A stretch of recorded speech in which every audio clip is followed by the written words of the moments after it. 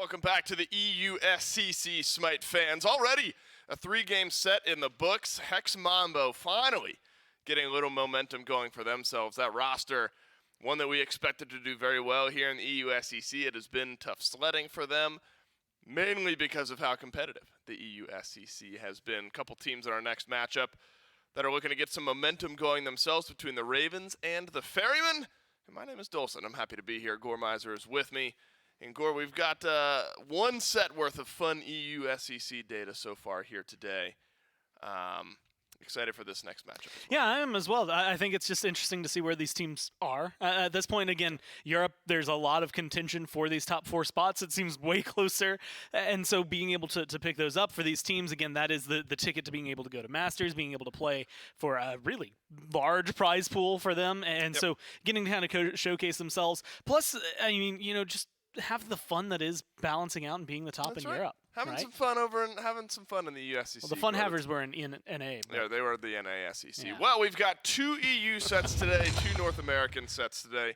We've already been through one of the EU sets. That is Hex Mambo over the Gilded Gladiators in 3 games. Highland Ravens versus Styx Ferrymen. That's what we've got right now. Yep. And then the Niflheim Wargs up against the Aru Scorpions will be what we're broadcasting tomorrow prior to the SPL kicking off. So, Gore, especially when you start to get down the stretch here and we got 6 teams, 5 games is the end of the phase, this is what's really important, looking at the standings. Aru Scorpions, Styx Ferrymen down towards the bottom. Highland Ravens, it's top 4, right, that really matter here. Niflheim Wargs in a great spot to qualify in. I'm actually not sure mathematically they would ever. Yeah, I think it's like one of those like really rare, like they probably could, but it would require absolute catastrophe for them from this point forward. There's a very specific avenue that might have them drop out. You're feeling comfortable if you're in the top 4 right now. Styx Ferrymen on the outside looking in currently, but a win over the Highland Ravens here, that would make 2 more 2-2 teams in the EUSCC. And talk about the stretch leading into what is Masters and those top 4 teams. Could get a little chaotic here. And I think that's just the nature of the EUSCC from what we've seen. And this Ravens team has been a treat to watch. Have won a couple of games, have dropped a set here. But when you're playing in a league that's as competitive as the EUSCC, you've got to really bring your A game. Lomogao, Rapio, Sap 7, Silenced, and Vaporish Coast. Remember last week, Coast, or no, it was Dude Man Bro in NA that wasn't playing. So Coast is such a pivotal part of this team. Gore, Lomogao is as well. And I always say it when Coast is playing, and I'll say it again. Why not keep the trend going? Feels like every time Coast is in a set, you got to expect he's going to make a play at some point throughout that set. A big play. Yes, it's like guaranteed at any given time. It's like that factor that you always have to be worried about, right? If you're going up against the Ravens, they can do some wild things. I think last week, this is actually from that game where Sap was playing a Kronos mid. And I will admit we memed on him a little bit because it was funny. And there were a lot of times where he made a difference, he didn't. But, guaranteed every time if someone needed to pop off, and anytime someone on this team needs to pop off, it almost always ends up being Coast, and it almost always ends up being something that looks really flashy, is really fun to watch. And the thing is it's not like a recent thing where it's like Coast has risen. He's just been doing that exact same thing for years. You go back to console, guess what? He's making really flashy, good-looking plays. You come through to the SCC, he's making really flashy, good-looking plays. And I think he's got a hell of a team around him, right? I think Silenced Mogao here as a frontline really created a ton of opportunities. Rapio as a jungler has been around this scene for a long time and is able to create things up. And Sap, I always remember like almost immediately the first Vulcan game where I ever saw Sap play, I think has a versatility in the mid lane that enables it. And so while like Coast, I think, gets the flashy, tons of kills, tends to have a really, really phenomenal performance, it's because you've got this 4 squad around you that just helps lift up everybody. Yeah, agreed, Gore. And it's so important when you've got a player like that on the opposing team, if we're looking at it from the perspective of the Styx Ferrymen, you've got to be able to match that type of performance at some point. Obviously, Coast will make a play at some point, and it's your team that it's happening against.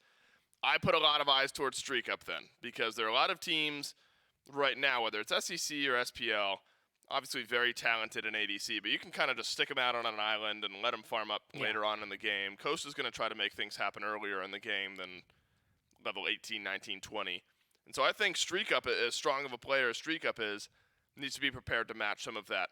But I also think the team that's built around Streak Up, maybe not even around Streak Up, but alongside, you got Gunter in mid. Ice, of course, draws a lot of eyes out of the jungle Gore. This is a very talented Styx Ferrymen roster, who I do think have the ability to grab a win here over the Ravens, but I also think the Ravens have the ability to get a win in this set as well. Should be competitive. Yeah, I've been using, like, Hex Mambo for some reason has been my, like, litmus test, essentially, for every single team. And it's just, okay, are you able to get the win over them? How fast do you do it? You know, things like that. Because they've been a wild card this season just as far as how they've been able to do. Both of these teams were able to beat them. The Ferrymen doing it in a 2-1 fashion. The Ravens in week 1 finding a 2-0. So it's interesting things like that. And when you look at specifically this Styx Ferryman roster, they have just so much potential behind them. And I think that's the biggest thing is I look at this team and it seems like one that should just thrash in Europe. And then sometimes you don't get that. I think sometimes we've gotten to see them really pull out far ahead, really find their control, and really take a game.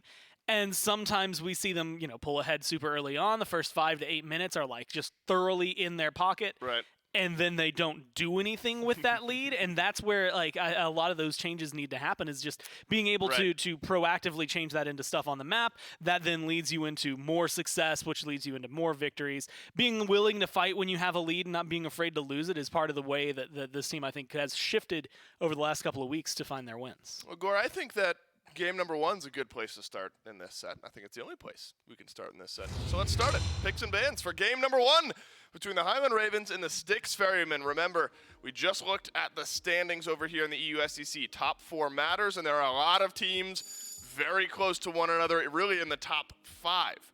And so this set, either in building up some distance or tying things up, pivotal for both of these two teams as we approach Masters here in just a few weeks. The Agony gets banned out alongside the Thoth.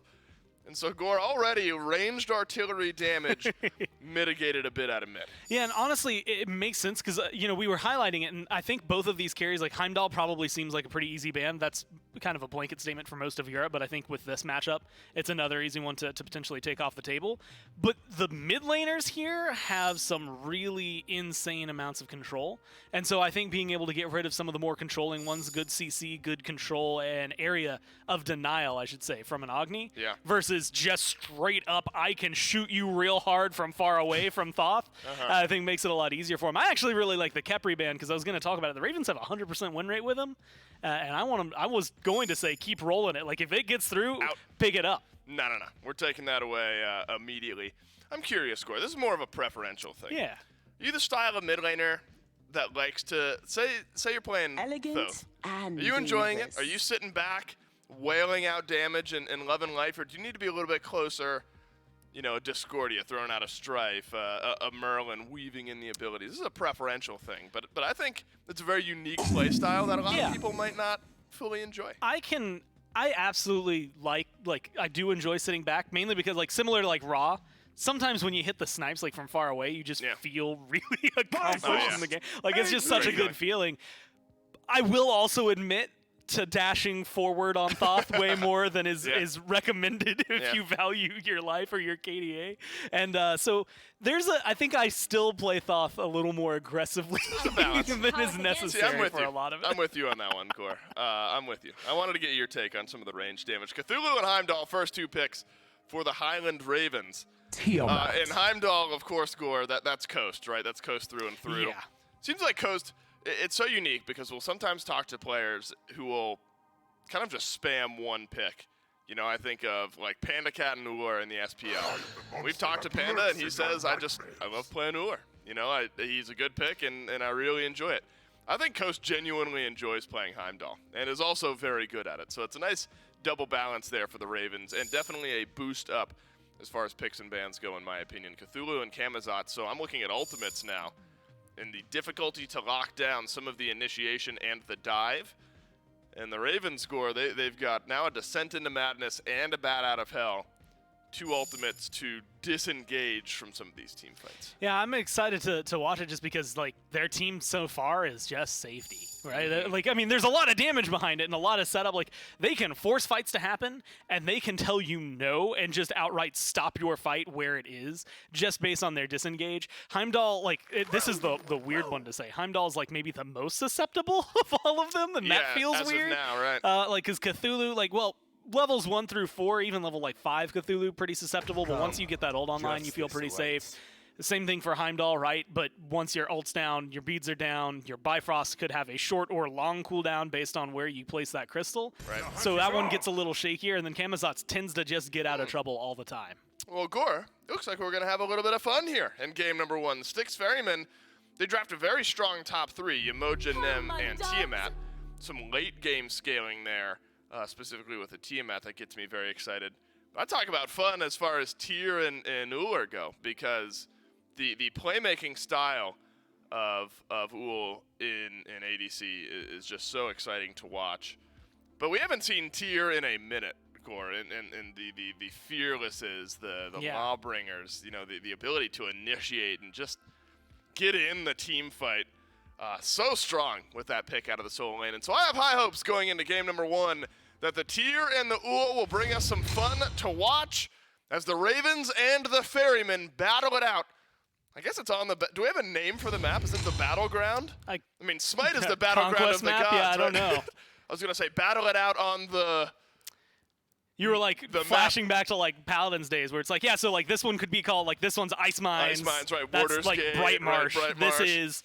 Map. The map. As the Styx Ferrymen and the Highland Ravens battle it out on the map. Lamogao and Beazriel, Gore, I think, exciting. It takes all of the gusto away from it. I know it does, doesn't it? All of it disappears. They're brawling on the map.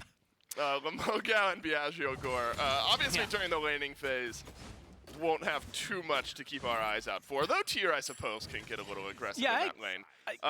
But really, team fight impact, similar but different in how they're both going to facilitate. I feel like this is a lane matchup between a Tyr and a Cthulhu that, like, if you can get aggressive... Wow, speaking of aggressive. Okay. Yeah, first blood to the Ferrymen in the first 30 seconds. That's like a world record for Europe. I was going to say, it legitimately might be. I'll take first blood on Gunter, on Tiamat, every day of the week.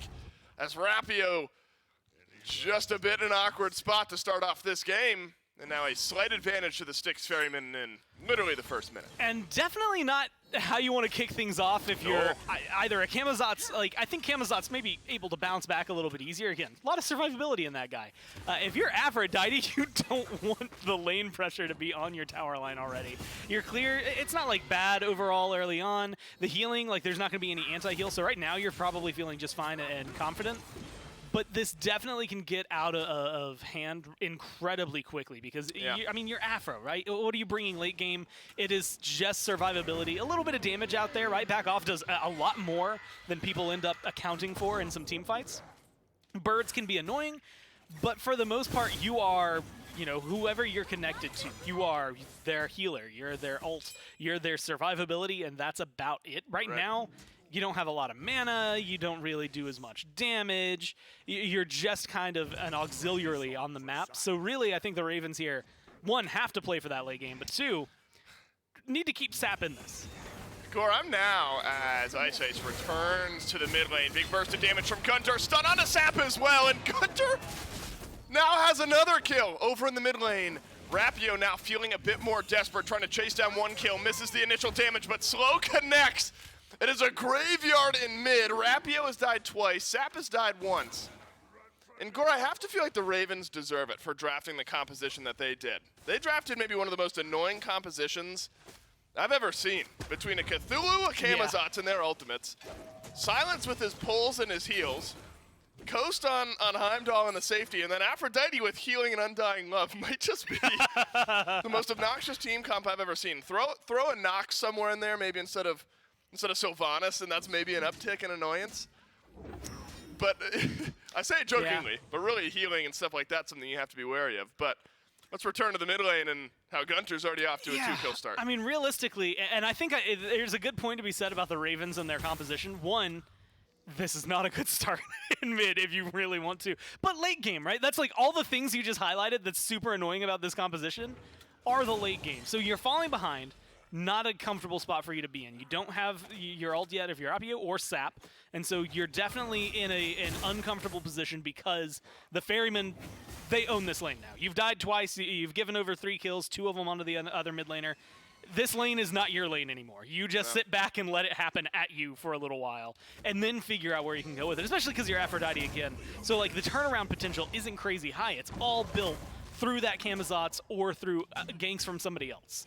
And so I think that at this point, you just have to relax in mid and then focus on some of the other lanes. Where are you going to be able to find that success? If Silence comes over, all of a sudden you've got some more CC in mid, so you can get aggressive there. If Coast is able to find success, then you've got a Heimdall. Granted, there's an Uller on the other side, but someone else who can get pretty proactive and maybe make some plays on the left-hand side of the map in the event that some skirmishes kick off. Yep. And then you've got Cthulhu. So no matter what, you've got an initiator ready for the Ravens. It's just a matter of time before any of it actually feels comfortable to actually like start and actually happen in some of these fights. Good news is to the Ravens that Coast is feeling just fine over in the he's duo good. lane. He was 1 level up, maybe a half level up over Streak Up, but Ice has made all the plays happen so far.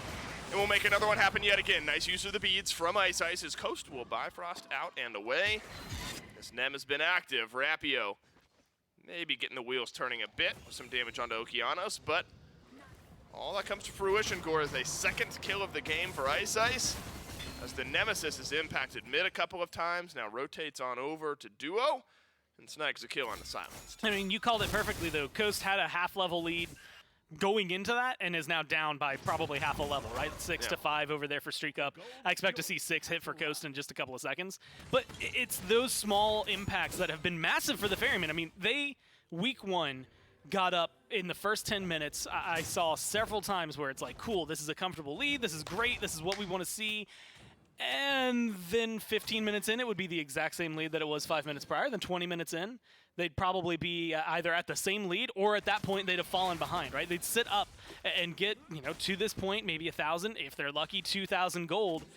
And then it would just stagnate. It would plateau, and they wouldn't be able to do too much with it. This is a comp, though, that I think plays well, not only with this lead, but realistically shouldn't be doing this early on. I mean, yes, the Nemesis should be getting involved, but the damage numbers coming out from everybody else has been just good enough to help set them up for even more. And then you've got a late game Yamoja, a late game Uller, a Tiamat. Like, those 3 on their own are phenomenal for team fights. But Azrael, he's the only person so far, I think, this year in the SCC, and that includes North America, that has played this tier. And they won with it, right? So I want to see more of that because it's something that is again, very unique to Europe, very good for this playstyle, and you had highlighted it earlier, but just great at displacing people. And that's going to open up so many opportunities. Speaking of displacement, that's a 3-man ultimate from Silence, but River's Rebuke from Okeanos will trade out. So both supports tossing their ultimates out. Only one of them connecting for the initial engage, and Okeanos with a disengage. We'll head right on out. Yeah, it's about remaining active now, I imagine, if you're the Styx Ferryman, because you're right, thinking about late game and some of the scaling that the Highland Ravens might be able to do, and again, just the pressure that Coast can sometimes bring as the game goes on. Different start over in Hunter, as Coast has gotten Crusher. Streak Up looking for Transcendence, a little bit of stacking in that lane, and with the way the map rotations are going here, Gore, I think Streak Up and Coast will have plenty of time to sit back, relax, and get some of those items stacked up. Yeah, I don't think they're feeling pressure no, I don't at this point. Will. I mean, the biggest one is going to be 1v1. I actually think the 1v1 potential for both of them is incredibly high, right? Like, Uller, one good volley combo gets somebody to 1/3 of their HP left, and that is just off a stun, a hail of arrows, and then a bladed arrow. And so you have a lot, I think, of potential behind Streak Up. You've got a great amount from a Heimdall. He could just send you through the realms when you land, slam you with the sword and a couple of autos, and all of a sudden you're dead or close to it. And so I think there's something to watch just in regards to that. But as they're both level 9 with no one having a distinct advantage. It is going to take, just aggressive play from one of them to find a position like that happening, period. Otherwise, I think they're more than content to just sit back and farm. Yeah, no. I imagine we'll see plenty of farming going on over on the left side of the map.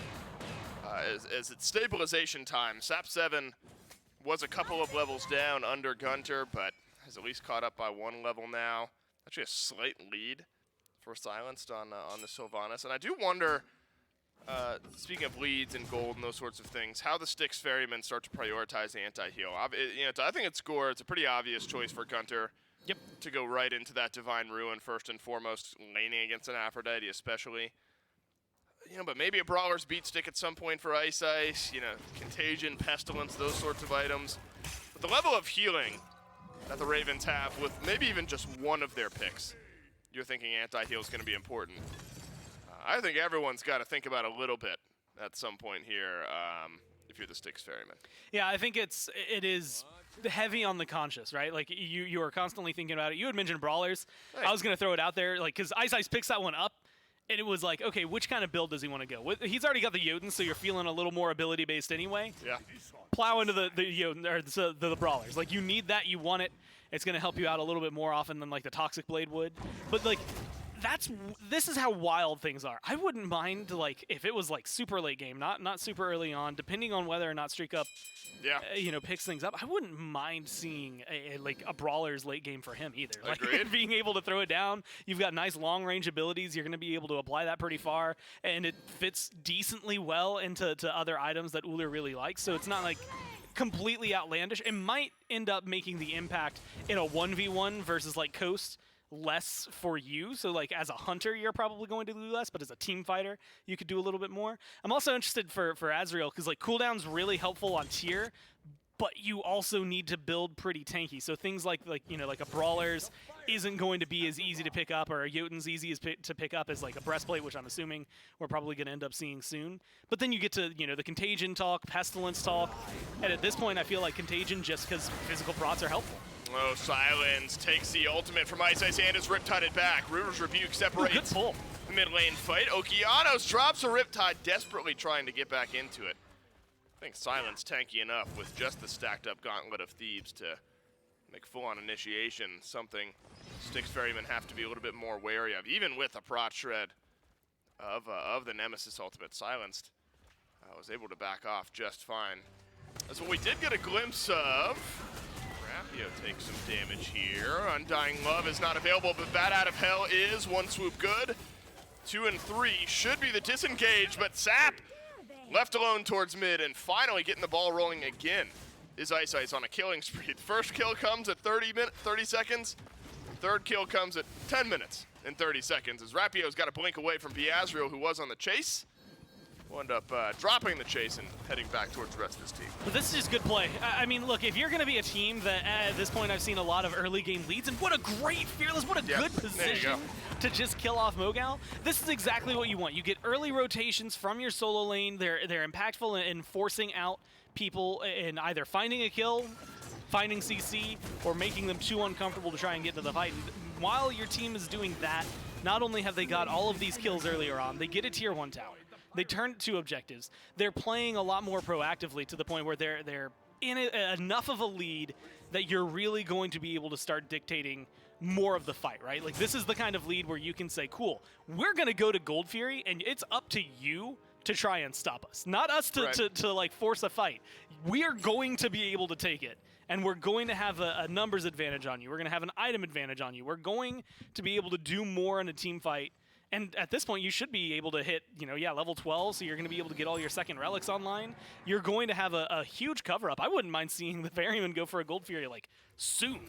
Yeah, I agree, Gore. I mean, I think, because that's where we see, not even just SEC, but SPL, I feel like we've seen some teams get off to a lead like this.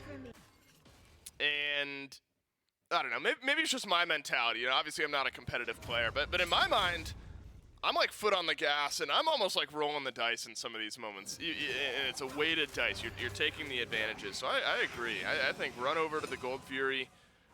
Look, if a fight breaks out, you should have the advantage, right? You got to have confidence that your team is far enough ahead that you're going to be winning these fights. Maybe a fight instead breaks out over a greater Scorpion that is no longer there. Lamogao gets stunned up. Beazriel swinging away.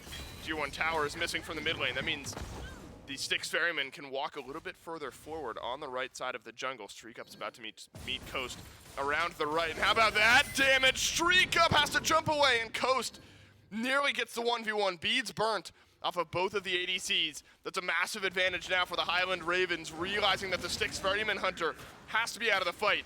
Gunter being swooped at by Rapio, but the CC is too much, and Ice is on a rampage. I mean, that's just good turnaround, and it's exactly how I imagined it, right? Coast and Streak Up in a 1v1. Streak Up has brawlers. Streak Up's building for the team right now. Streak Up is building for abilities and not much else, and so you need more around you if you're going to try and find success. More around you, like a 2v1, say, maybe against Mogao over in the solo lane to try and get some damage. Although Cthulhu, late game, mid game, I guess, yeah, should be fine. That should, though. You gotta drop this. Has a big asterisk. So, yeah, Beazriel is gonna dash away.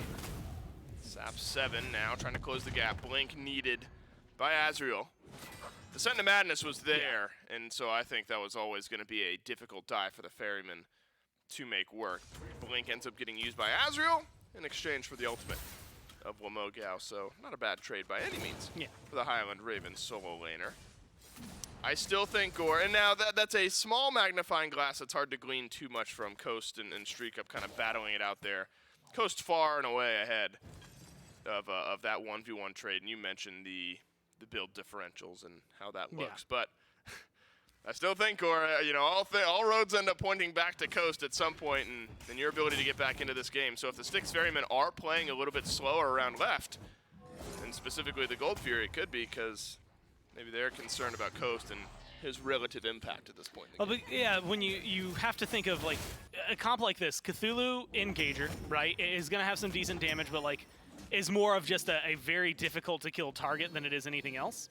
Sap, healer, silenced, healer, and setup, right? So realistically, it's coming down to Rapio, who's 0-3-0 and getting bullied hard anytime they show up. There's like a 1.5 to 2 level deficit that's coming out of the jungle.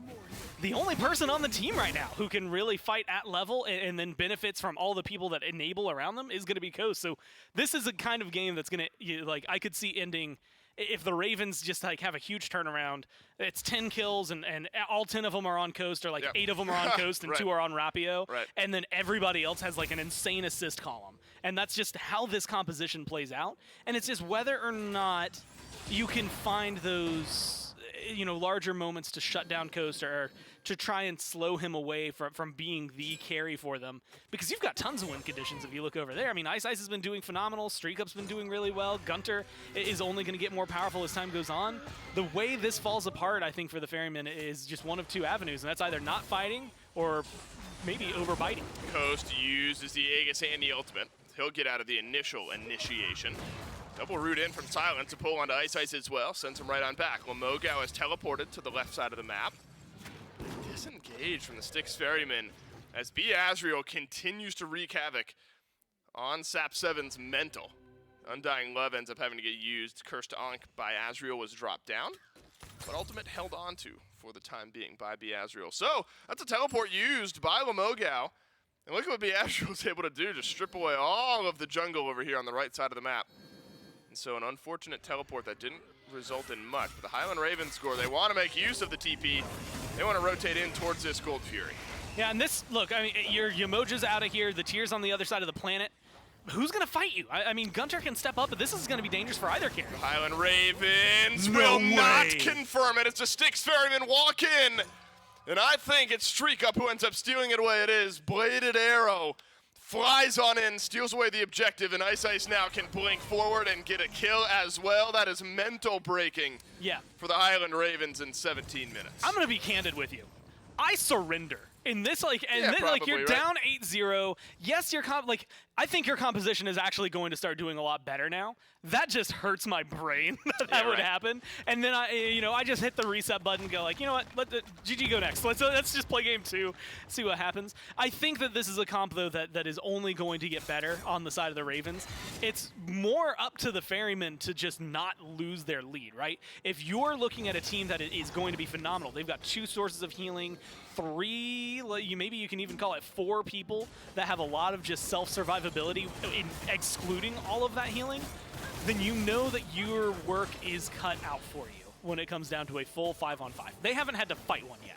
And I think that that's a good call more than anything for the Ferrymen, because that's when it's going to be the most irritating to have to deal with them. It's going to be the most difficult to try and kill people off. A lot of those relics are going to be coming off cooldown, so it's going to be the Ravens, you know, with a lot more utility backing them. You've got Coast, good damage already online, and Streak Up, who's getting there and has a good amount, enough to steal a Gold Fury at the minimum, is going to be able to match some of that, but maybe not as much to the same extent, especially in like 1v1s.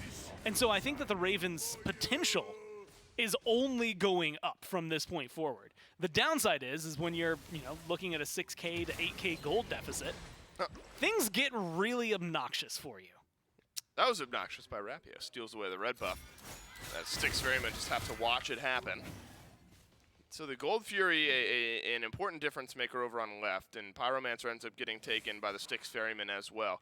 And Gordon, it's in moments like this where over the next few minutes, there's not much to fight over. 3 minutes without the Gold Fury, around that for the Pyromancer, where the Ravens are happy just to kind of kick back, farm things up. I'm sure the Styx Ferrymen are as well, but when you talk about closing that gap and slowing down the pace of the game, it's moments like this where things can kind of slow down and take a deep breath.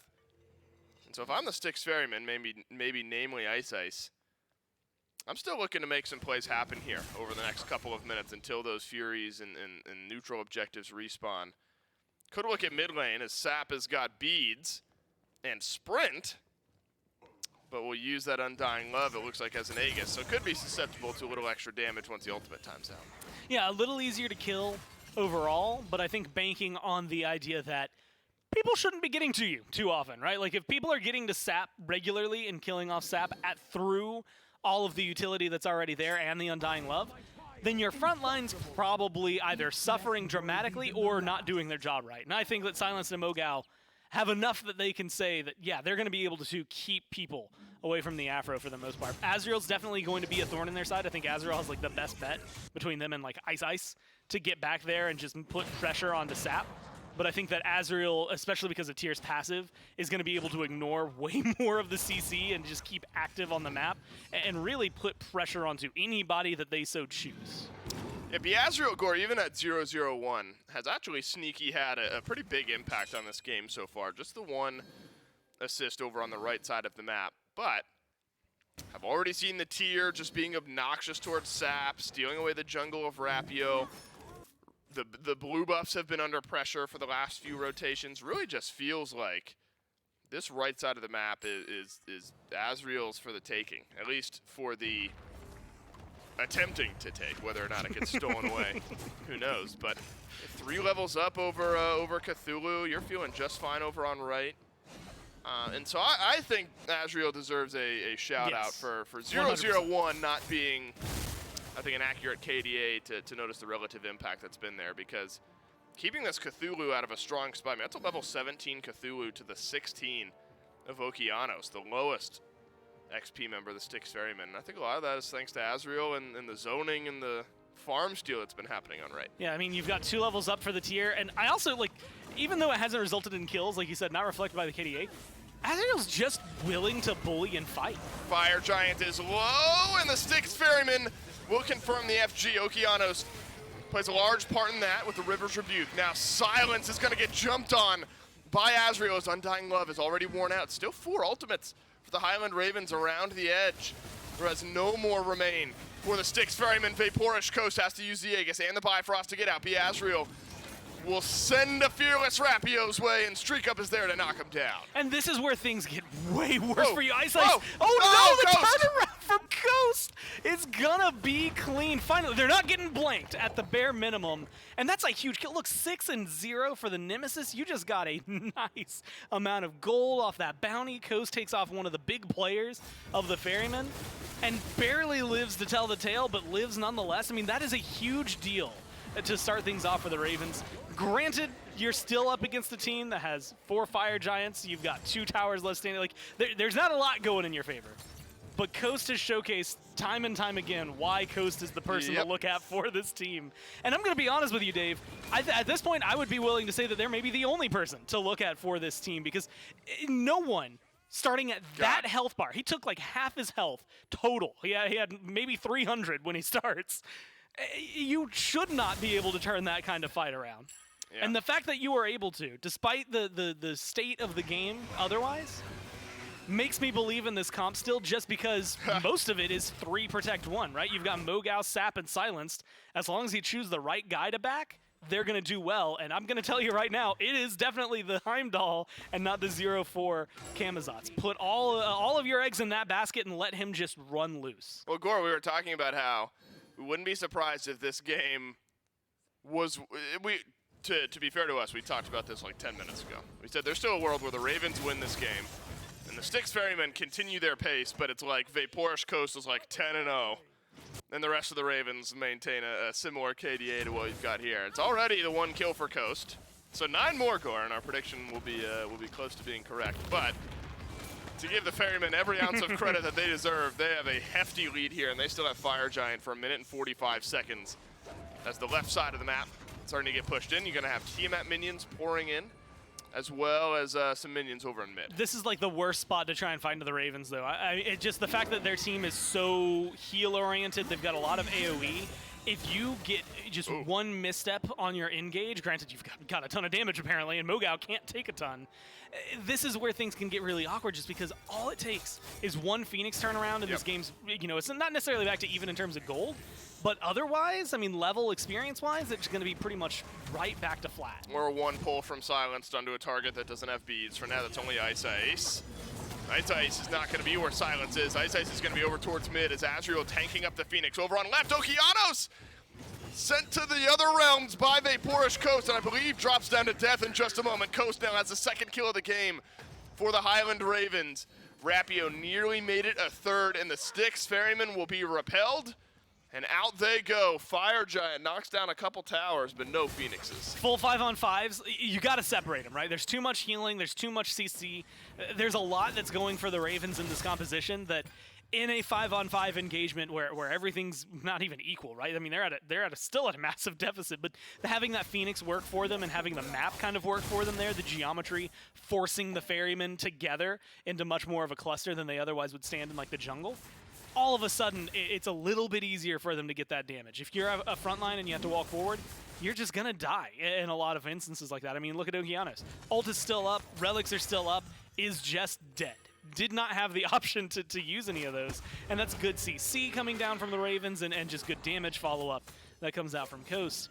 Whereas if you're the Ferryman, you had mentioned it, Silence looking for beads, but if beads are down now for Rapio, ult is down for Rapio. Azriel has a target that they can go for and theoretically easily get with a good blink.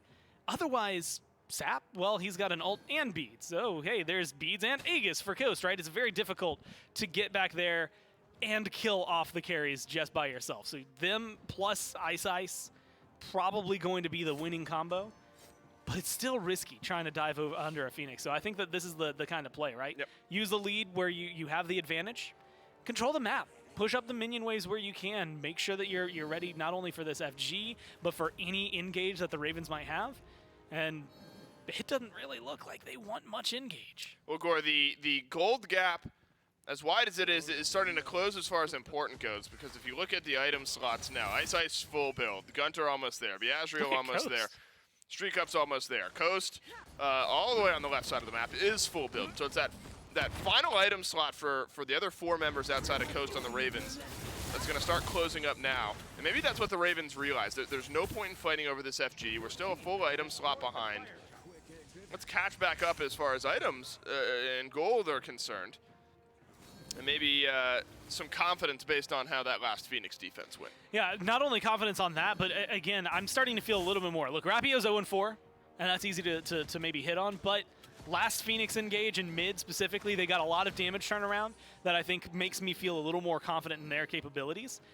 And Coast is just deadly. I think you need at minimum probably a 2v1, and one of those guys needs to be super tanky in order to make sure things go well if you're looking for him in the jungle.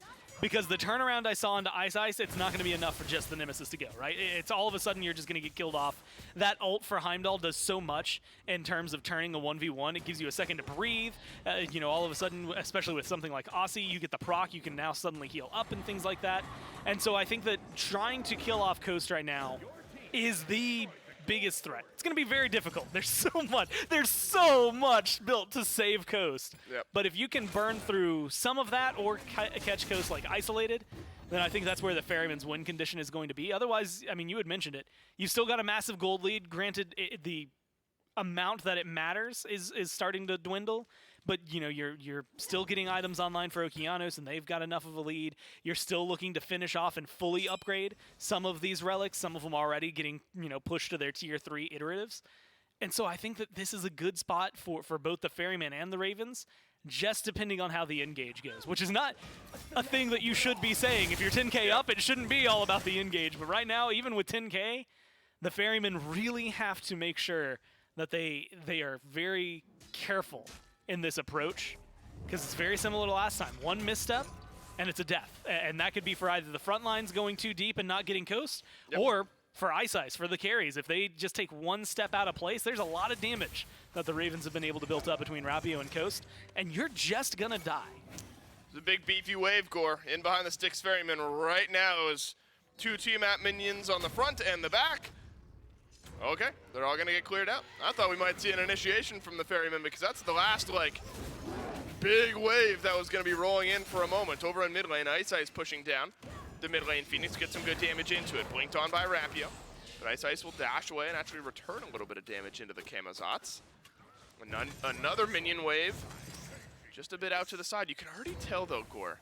It's sort of this weird just aura around this game right now, where the Styx Ferrymen obviously are stronger as far as items go, but have a hard time finding the initiation. But this fight looks different, as Lemogao, deleted before the fight can really even start. Okeanos crashes back down to earth as Beazriel finds a disengage, but it's a swoop on through Bat Out of Hell. Instead will be a leaving utility for the Ravens jungler. 1 kill, and the Ferrymen now have an opening. And this is where things get obnoxious, because we've been talking a lot about the Ravens healing. There's still Emoja on one side, and like they've got Fire Giant buff. You're going to be able to heal up here and start taking the Phoenix. And with a numbers advantage, specifically with how fast Mogao just died, I really feel like the Ferrymen at this point can take you, if any one-on-one. If one person simultaneously for the Ravens or the Ferrymen take one step out of place, then they're dead. I think the Ferrymen got to push this now. You had a hard enough time sieging the last Phoenix 5-on-5. You have got a 4v5 without a Cthulhu for a little while here. I think you just force it as hard as you can. Still a right side Phoenix open. I guess it would be a little chaotic to just walk into that without any minions, but especially with Lemogao respawning, that does make that a bit of a death wish if you were to walk in there. So the Styx Ferrymen Gore will crack the base finally. But it looks like we are hell-bent on one more FG, and this one will be enhanced. And man, that changes so much. the entire equation of what you know about SMITE, 30 minutes, changes. Yeah. Your 10k gold lead, it's way more than 10k at this point. You're 15 to 18, how much is that? Yeah, 17,000. That's going to be worth a lot. But like you said, all of a sudden, most people are, tier 2s in that final slot on the side of the Ravens, so maybe not getting that full tier 3 power spike. Maybe they don't have enough to upgrade their relics to the same amount, so cooldowns and little tiny effects here and there are going to be disparate between the two. But an enhanced Fire Giant and 3 kills, that gets you to the Titan room and gets you a win. Yeah, agreed. That's what the Ravens have to hope for and the Ferrymen have to avoid, but they would love that for themselves as well. This would be if the Ferrymen somehow lose this after the way that this game has gone, it'd be frustrating. There's not much more the Ferrymen could have done, really. I mean, they were pushing the objectives. They stole away a Gold Fury. So if the Ravens now win this Fire Giant fight and win the game, obviously frustrating for the Ferrymen, but the Ravens have set the table for opportunity. In goes Silence into the backline. Gunter immediately uses his beads, and Silence takes a whole lot of damage on his way out of this fight. As Lemogao and Rapio look for the backline, and they find the backline.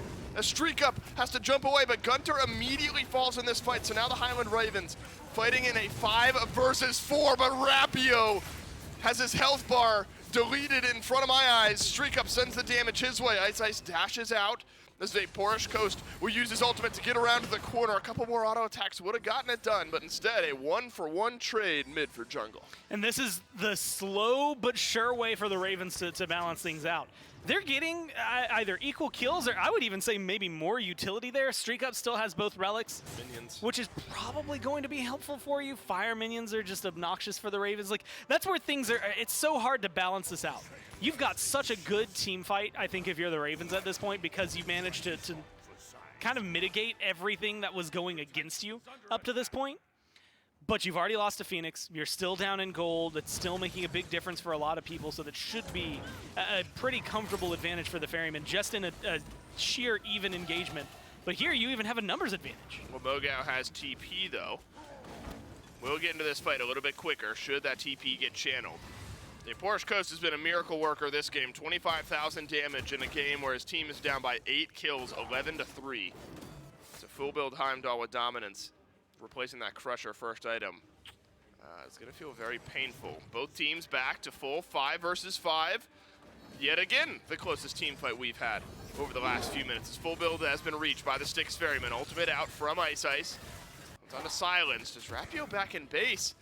Ferrymen desperately trying to fight core, but the Highland Ravens are able to disengage effectively. And the Ravens, they have to be here for this fight. Sap potentially caught out there. Yeah, Undying Love gets used. Like, little things like that are massive, but look what specifically Rapio is opening up for.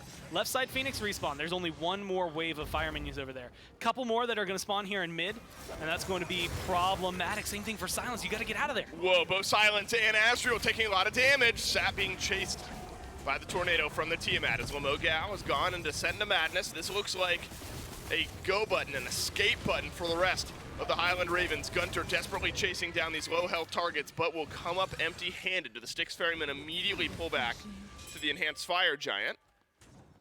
Looks like the answer is yes, but the Highland Ravens did not fully go back to base. The Styx Ferrymen is laying a trap. I appreciate the gumption, but take the damn fire giant, right? Like, not just because it's better for you, but if you get this, you win. Like that, it's literally that simple. You have a numbers advantage, and it's so wild to try and set up something like an ambush there. Well, Mogao's left without TP. Mogao's left without TP. And the Styx Ferrymen are now walking forward, and the Highland Ravens will walk backwards. And I'm impressed. The Ravens should not be this far up. Yeah. It should not have even been an option. This fire giant should have been gone already. I think the Ferrymen have given them way too much. Base. Agreed, Gore. It's been a 5 versus 4 for the last little bit. Ice is going to go push in the mid lane now. Looks like we're waiting for the Pyromancer to respawn. And I guess it's not been for a lack of trying at moments from the Ferrymen. But we're going to do this again, and the Highland Ravens will step up. And the Ferrymen will drop the objective, and then the Ravens will back off. And then the Ferrymen will back up into the fire giant pit, but they won't get very far because this time Silence blinks forward and gets a 3-man initiation onto the back, but Rapio has been unsuccessful in re-engaging. But here comes Asriel with a Lawbringer up and over the top. Look out for a Fearless, look out for Ice on left. But it's a bit more dramatic of an engage and a back off this time, but the script is the same as everyone remains on the map. Luckily, you're dwindling out a lot of resources. Granted, there's tons of relics that are just down and not going to be on cooldown. Coast, though, untouched still. Undying Love still available for Sap. Mogao has their ult. The window of opportunity the Ferrymen had, it was almost, not maybe a guaranteed win, but definitely a guaranteed FG with how much they could burn. That closed dramatically on top of them. And so, you would have had at least the FG and probably gotten these Phoenixes. Now Mogao can just re-engage on you. Well, Mogao used Descent into Madness, and this time it's the Ravens asking the questions with that ultimate. The Styx Ferryman answer is largely the same as the answer they've been getting. And they will back away. Gore, we're going to be 9 minutes from now still staring at the same enhanced fire giant. And you know what's good for the Highland Ravens? Is that this is just closing up the gap. Yeah. If you're looking at upgraded starter items, things like that, the Styx Ferrymen are there. You're looking at power pots is the only thing you can spend your gold on at this point in the game. An item for Silenced, still behind. Well, Mogao hasn't finished off the build just yet, but all the starter items are there. A lot of the very important relics have been upgraded, so there's still some ground and gold to make up there for the Highland Ravens and their relic upgrades, but each passing moment, this game is closer and closer. There's no more growing to be done by the Styx Ferrymen. There's only catch-up being done by the Ravens. And then we had to start talking about like power pods. Like at this point, Ferrymen should all have like some sort of red pot probably popped, and I granted they just dropped them, but everybody should be buying wards and should be ready to get vision, because that is going to be where you win this fight, right? If you're trying to take this in, again, you either need to get through a ton of utility or you need to kill off a carry, and that's either going to be Coast or Rapia. Silence caught in the River's Rebuke, but Phantom Shell will get the Highland Ravens out of the fight. So Okeanos drops the ultimate. Phantom Shell out from Silenced. Ultimate for Relic is often a worthwhile trade, but when that ultimate is River's Rebuke, hard to feel fantastic about that. You're going to have some Oni minions in three of the lanes, all three of the lanes. Maybe that gives the Styx Ferrymen some confidence in initiating onto the FG while Rapio is gone. And again, this is a massive window of opportunity, but you got to be careful. They're Frenzy. not taking the bait. Oh, the Styx Ferrymen, they're going for it. Frenzy gets used. Fire Giant burns away, but the Highland Ravens, what even steals it? As the Styx Ferrymen do it all, but the Highland Ravens reap the rewards. Beazriel has turned around some damage, though. Lamogao, who steals away the enhanced Fire Giant, ends up dying. I get the feeling, Gore, we're headed for a break pump right now, unless the Styx Ferrymen can push this advantage. As Rapio swoops away.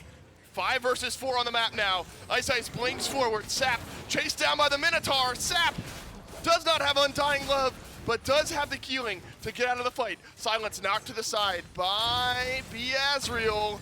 And Gunter from downtown will finish off the damage. I mean, at this point, look, you've got a numbers advantage. You've got minions that are coming in on left, and that Phoenix is about to go down. Theoretically, you could probably ignore this Phoenix, although you're doing enough damage, and just go straight to the Titan in a 5-on-3. Styx Ferrymen should, Gore. Oh, they're low, though. They are low, and it looks like they will back away. They have a little bit of healing from the Yamoja. Azriel, always surprising, goes up and over, and now has to fearless away. Highland Ravens now still without Silenced for 35 seconds. I don't know who starts an F6 vote there. Probably Silence, who's watching his team play. As Gunter will gun down Rapio. Another kill to the Styx Ferrymen, and they still will not look towards the Titan. They are baiting the Ravens out of their base. Lamokau just walks forward and dies. Now the game should end, as the Styx Ferrymen in 40 minutes get the enhanced Fire Giant stolen away. But it looks like they will be able to walk into the Highland Ravens base unless Sap makes something happen. Gunter clinging to life barely, but so is the Titan. Coast gets a triple kill at the end of the game. But the Styx Ferrymen ultimately able to win it in 40 minutes. A little chaotic, or a lot of question marks in that game, but it's the Ferrymen who win game I think it goes to showcase how good the draft was for the Ravens, that so long of that 5-on-5 around the FG is just an ever-present threat, because, like, again, how are you going to get to the carries and how are you going to kill them? The answer is not easily and not easily, right? Like, you're just not going to be able to do too much. And so I admire where the Ferrymen were with that. I think they had a window to maybe try and get an EFG online a lot faster. Maybe could have been a coin toss, but would have been less of a coin toss than the one that they actually coin tossed and lost. So maybe there's some windows where they missed out on that, but they still get the win. And that's just because they cultivated such a massive lead early on that by the time it's like, oh, we're starting to like maybe not have as much control, you still had enough. Gore Coast gets to 5-0, so halfway to the 10-0 mark that we had set for the Highland Ravens. But he lost, so like that's so acceptable, right? The Styx Ferrymen, 40 minutes takes them to win game number 1, but when they do, time for the Ravens to bounce back in game 2, which is coming up next.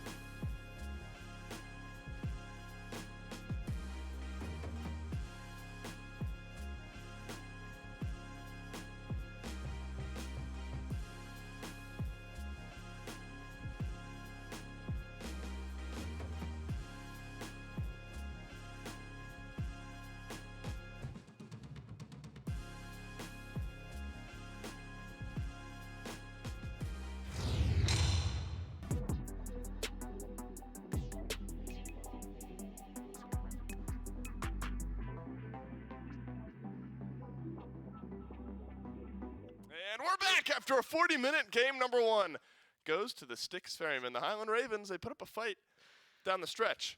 But it was an interesting fight. It was more of a delay the game kind of fight. We'll step forward and back away kind of fight. Vaporish Coast puts up 5 kills, 0 deaths, but not enough for the Highland Ravens.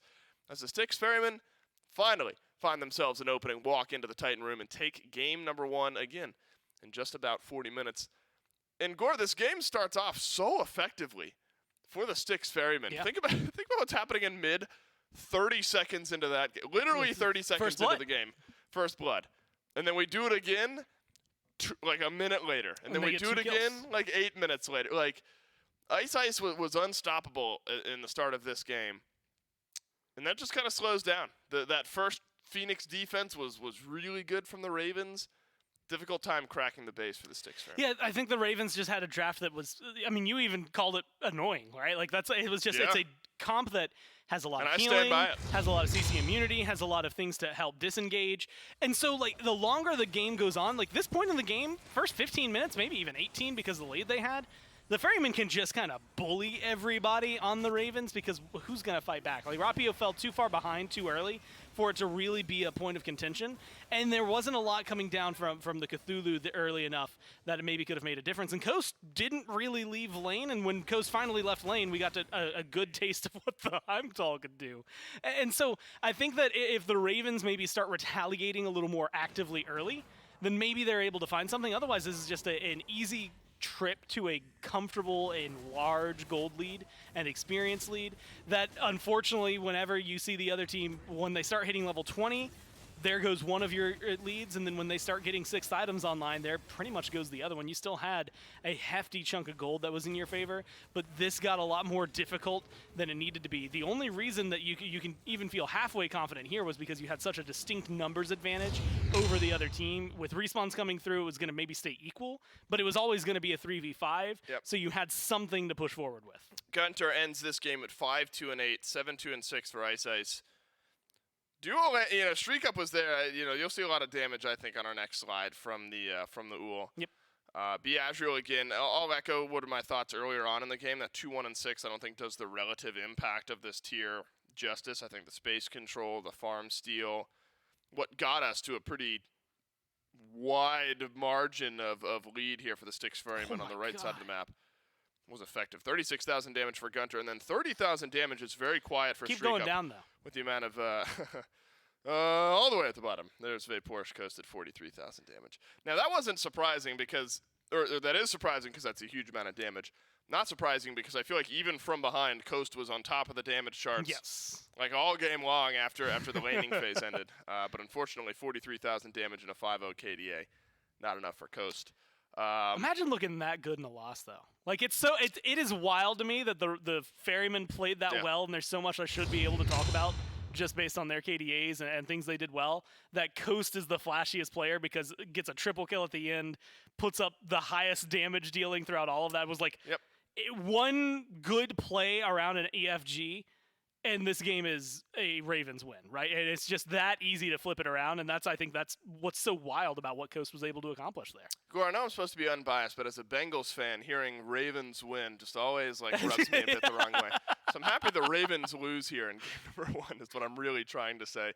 I don't know if there's huge adjustments to be made in picks and bans for the Ravens, Gore, for game number 2, because I think when you're considering the style of draft that they went for, and you've already mentioned this, it's maybe not wildly surprising that the game didn't get off to a fantastic start. Not super surprising that it took the Ravens a little bit of time to scale into this game. So I think as we move forward into P's and B's for game 2, it's really not so much we need to take this pick away. We need to take this pick away. It's more so, do we want to redefine our strategy to the point where we're not hoping for a 40-minute fight to go correctly and we can get a little bit more active early? Yeah, I think that's something that they almost need to have. I think the Ferrymen are a team that has so far been phenomenal. Like, every game this year, win or loss, they've had a great early game. Yeah. And it was, the first couple of weeks, it was just, can you hold on to that lead and do something? And the answer was no, right? A lot of those times, they'd hit the 15-minute mark, they'd lose a huge fight, and then it would switch, and they'd never get back into the game. since then, over the last 2 weeks at the minimum, they've been finding not only those early games, but really good mid-game team fights that then further their lead, that then turn into really good late-game team fights. Whatever they did to fix that last half of the game has really cleaned things up for them. And so if you're the Ravens here, I think that it is a just blatant necessity that you do not fall behind, because the Ferrymen, I know for a fact, are going to play well early on no matter what. Agni remains banned, 100% ban rate against the Ravens, and so obviously Sap out of mid, very, very strong on that pick. It's always unique to me to see how highly it's such a unique puzzle, because the Ravens have shown us time and time again that they will first pick Heimdall for Coast every single day of the week. Yep. They will. This is just what they do, and it's something that no other team in the EU SEC does. And it's such a unique balance, because I think there are some teams, and notably the Ferrymen and maybe every other team in the EU SEC, are like okay with letting this happen, because Heimdall isn't necessarily that top tier meta pick, and so maybe the argument is, Gore, that if you're in second pick and you just you're not going to pick Heimdall in your first two anyway, and you get Klina and Yamoja. Like, if I'm anyone but Arise, my child! I'm taking Klina Yamoja as 1 and 2 instead of Heimdall every single time. But the Highland Ravens just love this pick, and it baffles me sometimes, but Coast is just that good. And here's what's wild to me, and this might be, so they've got 2 times that they've been first pick up to this point in games. Heimdall was only one of them, right? It was Klina the other time. So maybe Klina, I don't know. I'd have to go look to see if Heimdall was maybe banned that game. Although then I can look at this other column, and unless something is just going drastically wrong in my spreadsheet, there's not been a single Heimdall ban against this team. Right, nobody bans He's just gonna play it if it's available for him. Most of the time he's not playing it, it's because someone else took it, and that's about it. Or maybe they banned it to keep it away from the other team, because I think they've taken it off the board none times either. Yeah, so it's literally just, twice. So if someone else picks it, or the 2 times that they've banned it, that's the only time Coast is just gonna not play it. Which, again, I think maybe that's just a moment where the Styx Ferrymen are thinking, we don't want to pick Heimdall in the first 2 anyway. Let's let the Ravens grab that first, and we'll get something very, very strong in return, which is Klina and Yamoja. Again, gets a Vaporish Coast boost, though. Yeah, in a striking defeat, Coast still did top damage by There's the spirit. And went 5-0. Here's a unique pick. Gore's the Baron Samdi gets picked. There's already a support. There's already a mid. This is a solo dude. Yeah, got to be solo lane with now Shiva being locked in. Looks like solo dude it is for Baron Samdi. And honestly, I like that. I think that we saw it a lot in the EU SEC a couple of years ago, and it was just really good. I think Mogao was one of those players that made it look really good very often.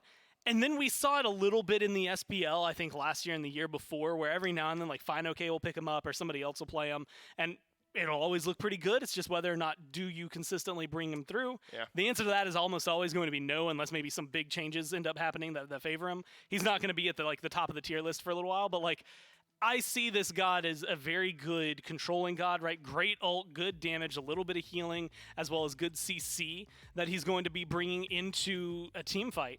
And I think I had mentioned this earlier, but Khepri, it was a ban that the Ferrymen had used up against the Ravens last time, but it has a 100% win rate for him across 3 games right now. So they've got 2 really solid picks in the duo lane. I think a pick that I personally enjoy and I think is great for Mogao in solo. Yeah. So even if your mid starts as terribly as it did in game number 1, I think you've got enough pillars on the side that it should be able to lift it. And it's hard to lose down 3-0 in 2 minutes. I was going to say, it's hard to do any worse than that in game 2. So let's avoid that for the Highland Ravens. The Styx Ferrymen, though, looking at a 2-0 win if they're able to grab game number 2. The Highland Ravens have some ground to make up, and it is indeed Lamogao on the Baron Samdi solo.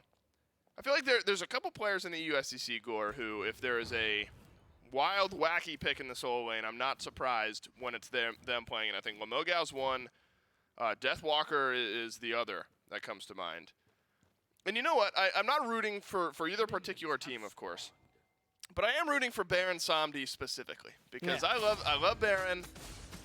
Has seen mixed success over the years. Gets a buff recently in his ultimate Life of the Party. And so I'm rooting for Baron. regardless of what team he was on. I hope we see a good game out of him. I will say this for me, I think Baron has like the best animation set in the game.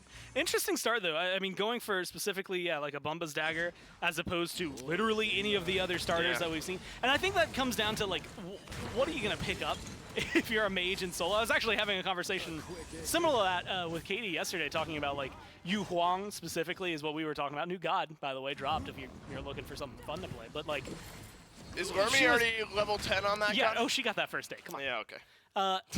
We were just been talking 24 about hours. Yeah, Dave, within 24 hours. Yeah, so it was just that conversation, like, what do you build if you're in solo? And you know, like the thing I had to like blanket up front say was like, you don't play like you're a mage in mid. Like it is a different world than that. You can go for some similar items, but the overall like overlap of a lot of those, like you're not going this flat pin build that we see out of mid because you're just gonna get trashed. Literally any lane opponent you have. So I like where Mogao is because already you've got a little bit of sustain that you're going to be able to bring to yourself and your kit. You've got good damage, but with this first item, you're gonna get some physical prots online as well, help deal with this King Arthur. And granted, I still think you're not gonna have a great time. King Arthur's kind of a lane bully no matter what. I think having a matchup against a mage might make things a little easier for him to sit on the tower line more often than not. But I do think that Mogao's going in the right direction to just handle himself. And then we'll see what happens as they start to rotate. Yeah, try to clear out some of these minions. And avoid losing too much gold to the tower. Beazriel so just fine so far, even a slight level lead, or XP lead rather, over Lamogao. Wonder if you start to see some jungle pressure put that way. It's going to be difficult to gank Lamogao if the back is always to the tier 1 tower, but could open up Azriel. Some pressure from Rapio. Okay. That's why you don't walk forward as a mage at level 3 up against a King Arthur, as Lamogao takes about half his HP in damage. Has teleport though, so feeling just fine. TPing back in the lane. Jade Mountain Helm will help out. Blue buff respawns. Rapio is over on the right to help out with the objective. Azri would love to steal this one away. It's being held out properly by Rapio, and blue buff confirmed. I would argue Lamogao needs that in lane with those abilities, and so that would have been very impactful if Azriel had stolen that away. This is a pick, especially when you have to use your teleport this early on and you're getting kind of bullied. And admittedly, something that I'm sure Mogao kind of expected. Like, you don't pick a solo laner that is anything that's not a Guardian or a Warrior without the anticipation that you're not going to have a good first 5 levels, probably even more. It's more item dependent than it is level dependent. And so, realistically, all you want is your experience. Keep things like, I need gold, man. Don't let them steal my buffs. Don't let them come over and rob me of anything. And if you can slow down the King Arthur and make sure that there's not going to be a large lead for Azriel, then I think that you get the Ravens and specifically Mogao in a position that's not going to be incredibly uncomfortable. It's just going to be standard lane phase for what you would expect out of a mage. Good timing there from Streak Up to cleanse out the route from Silenced. Coast takes a stun from Okeanos, who gets to run back the Emoja. Ice on the Cleedna over here on the left. Bifrost out from Vaporish Coast. Keep everyone safe and sound. And Cleedna Gore, now for the first time this set.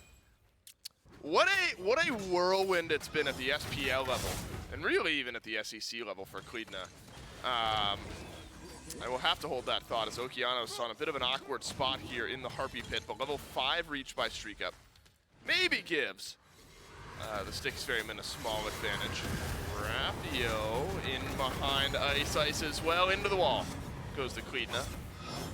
Looks like should be safe, but can you say the same for Streak Up as Centaurus awaits around the corner? And how many times have we seen Coast take a trade that ends up leaving one ADC at no HP and Coast at full HP? add one more to the column. That's pressure already mounting up against Okeanos and Streak Up. That's the Coast classic, right? Like, it's either he's going to kill you or you're going to be left regretting your choices. Either way, he's probably walking out with most of their HP. I'm interested to see, though, the Ravens. I like this start already. First off, you've heavily mitigated what went wrong last time around, and that your mid lane didn't just get absolutely demolished within 3 seconds of actual gameplay. So really, you're now in a fun spot to hold your own. There's not really a massive lead to either of these teams. I mean, a small amount of gold that's going the way of the Ferrymen, but I think that's just kind of expected given the comps. And I think that as time goes on and continues at this rate, you've got a fun draft that is going to be interesting to see how it unfolds in like team play. So the Ravens have already put themselves in a absolutely better position than they were last time, and now I'm starting to look at where they can maybe even try to get a little more proactive. We've seen them getting aggressive over on the duo side. I think that Silenced, especially having this ult available to them, is a huge win condition, just having essentially a sixth man that is going to appear in any team fight as long as that ult gets taken out. And so you're going to have that. Eventually Mogau's going to join, but I'm also looking at the Shiva, something that we got to see a few times, I think, last week, not only in the SBL, but also just around here in the SEC. And I think that this has a lot of turnaround potential. Just the healing you can get from the ult, if you can pull slightly ahead, although experience-wise slightly behind right now, I think can be exactly what the Ravens will need in some of these turnaround spots to at least equalize out the emoji healing. And Corey, I do want to return to what we were talking about with the Cleedna just a moment ago. Yeah. It was the only Warriors that we had in yesterday. And I always ask, one of the viewers, somebody on Twitter asked one of the earlier teams that we did the sit-down with, if you had a 1v1 for $1 million, who would you pick and who would you ban out against it? Okeanos may interrupt my thought yet again as a Rivers Rebuke delays the fight. The Highland Ravens unconcerned. Down goes Okeanos, first blood over the Highland Ravens. Simple as you like, a collapse in onto the Emoja. And I will wrap up this thought quickly, Gore. And it's just that Cleedna's really, really good, and it feels like in Nika's eyes, who ended up answering the question, there's not many counters to the Cleedna. As another pull is out, could be another kill to the Highland Ravens. Dash out from Beazriel, root through though. Out of individual instances of CC, but not enough to keep the King Arthur at bay. Yeah, once he was able to disengage the King Arthur just far enough away that Life of the Party wasn't connecting, a lot of that kill fell through, right? I think if they can still pull, maybe we're in a different conversation and we see King Arthur go down. But I think that was just like the moment of opportunity.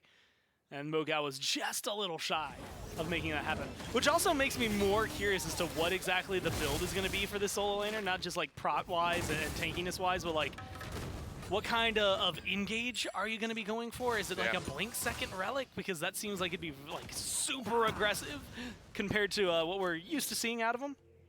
So it'll be fun to watch as Mogau. But going back to Cleedna, as you had mentioned, someone that very difficult to try and beat, very difficult to take down. The most times I think we've seen her lose has been in moments where it is not able to get as big of an impact early on. And so far, Ice has been trying, but has not been able to find anything super early.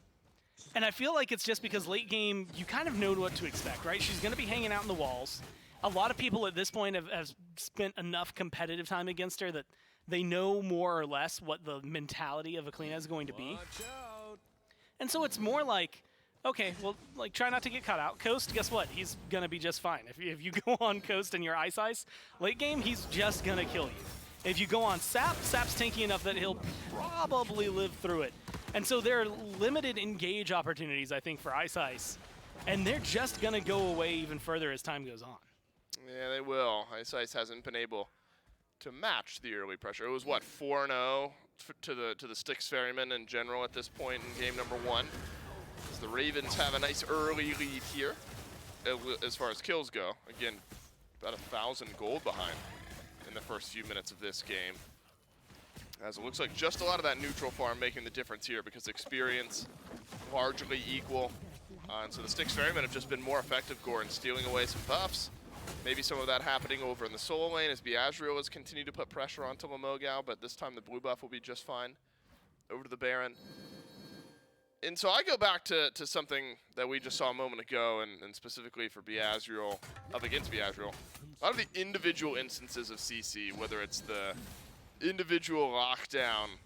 What does Baron throw out? Like some snakes or something like that to try to root you in place, throw some snakes your way? Is it literally called? No, I'm thinking snake toss. That's is that Maldamba from Paladins, a snake toss? Yes, that is. You said that, and I was like, it sounds like a really like niche Rin Fair game.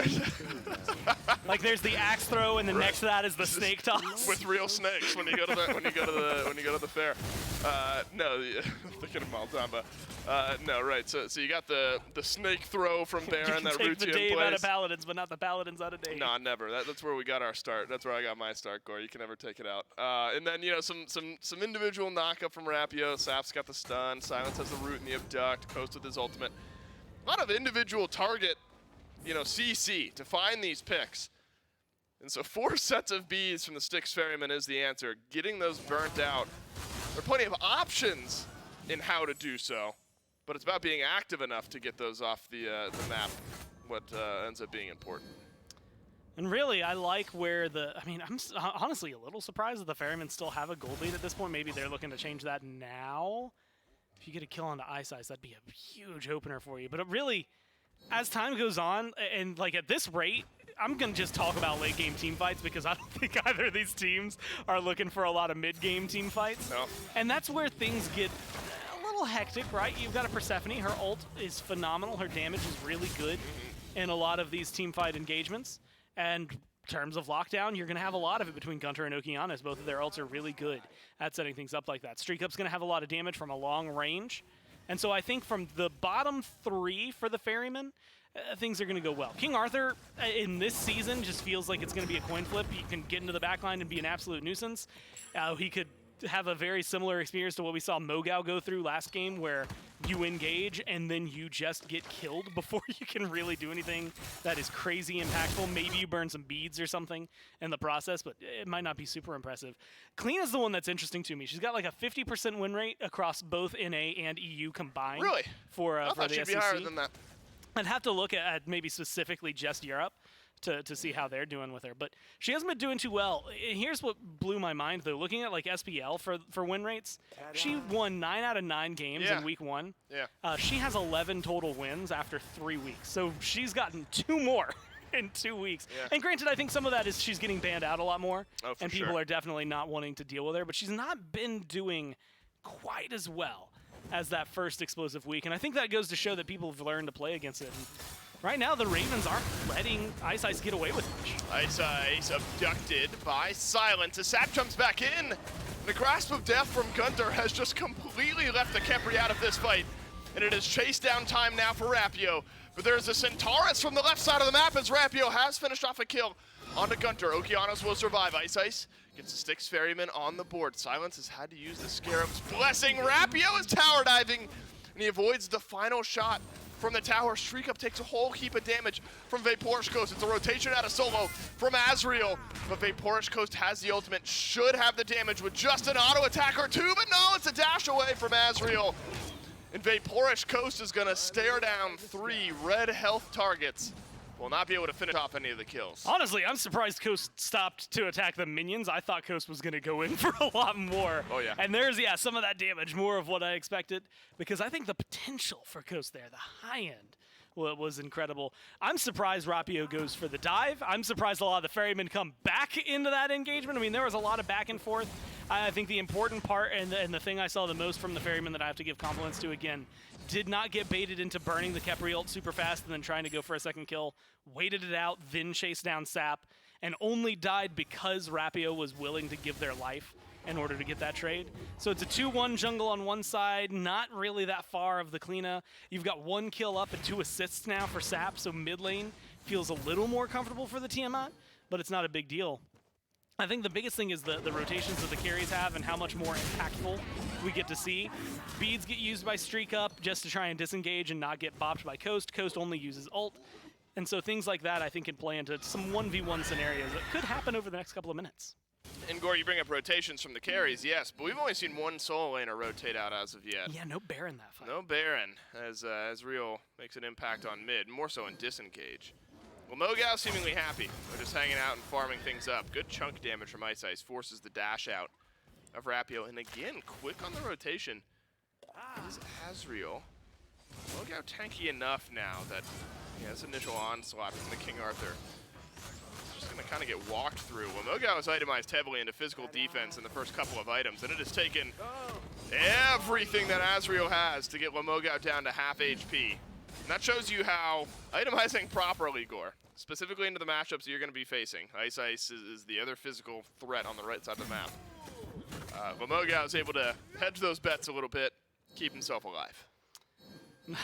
I love where the Ravens are at. I mean, again, aggressive play, trying to open things up.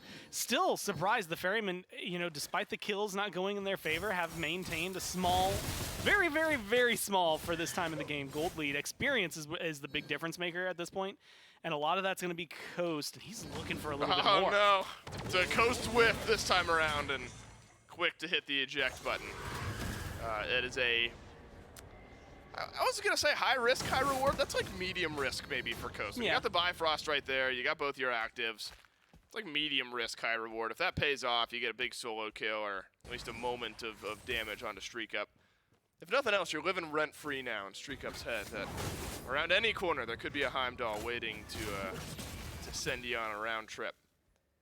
But the Highland Ravens will slow things down here. Gold lead has remained largely the same over the last few minutes. Some important power spikes starting to get hit though, Gore. Some double flat pen for both of the mid laners this year, as well as double Charon's coin for both of the mid laners. So both are maintaining very similar pacing in their builds. And you're going to be able to have the same amount of kind of like damage spikes. I mean, you just highlighted that, but specifically now not as worried about like King Arthur versus Yamoja versus trying to kill off the carries. Still have a lot of damage up against some of the carries and like the junglers at this point.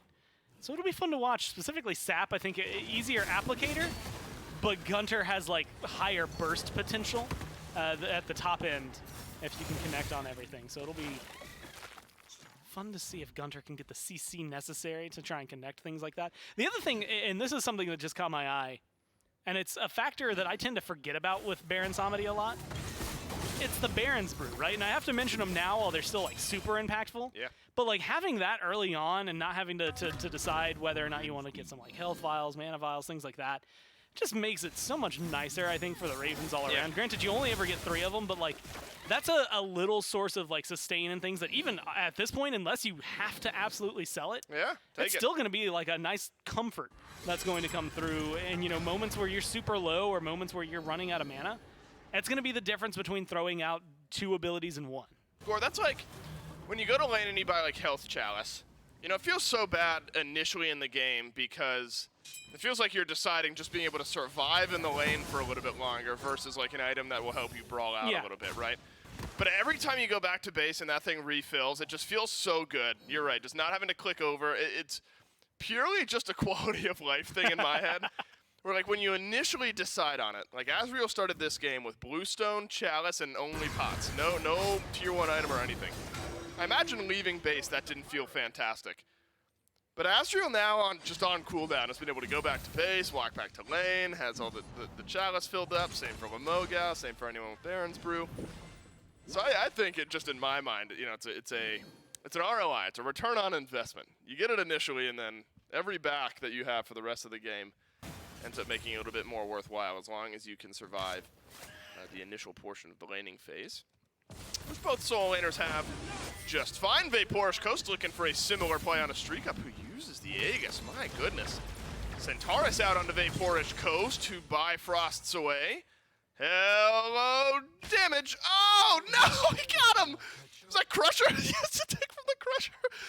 Healed off Vaporish Coast. That is brutal. And Coast has Aegis. And Beads, you gotta know that's coming.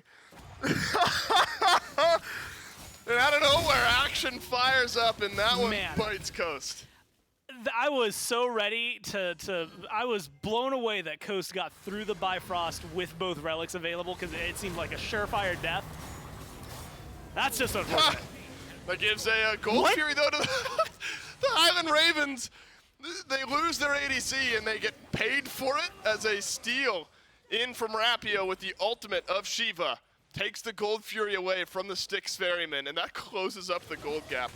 Unbelievable how the last couple of minutes have gone. You lose your ADC, and you get paid for it, is the mindset of the Highland Ravens.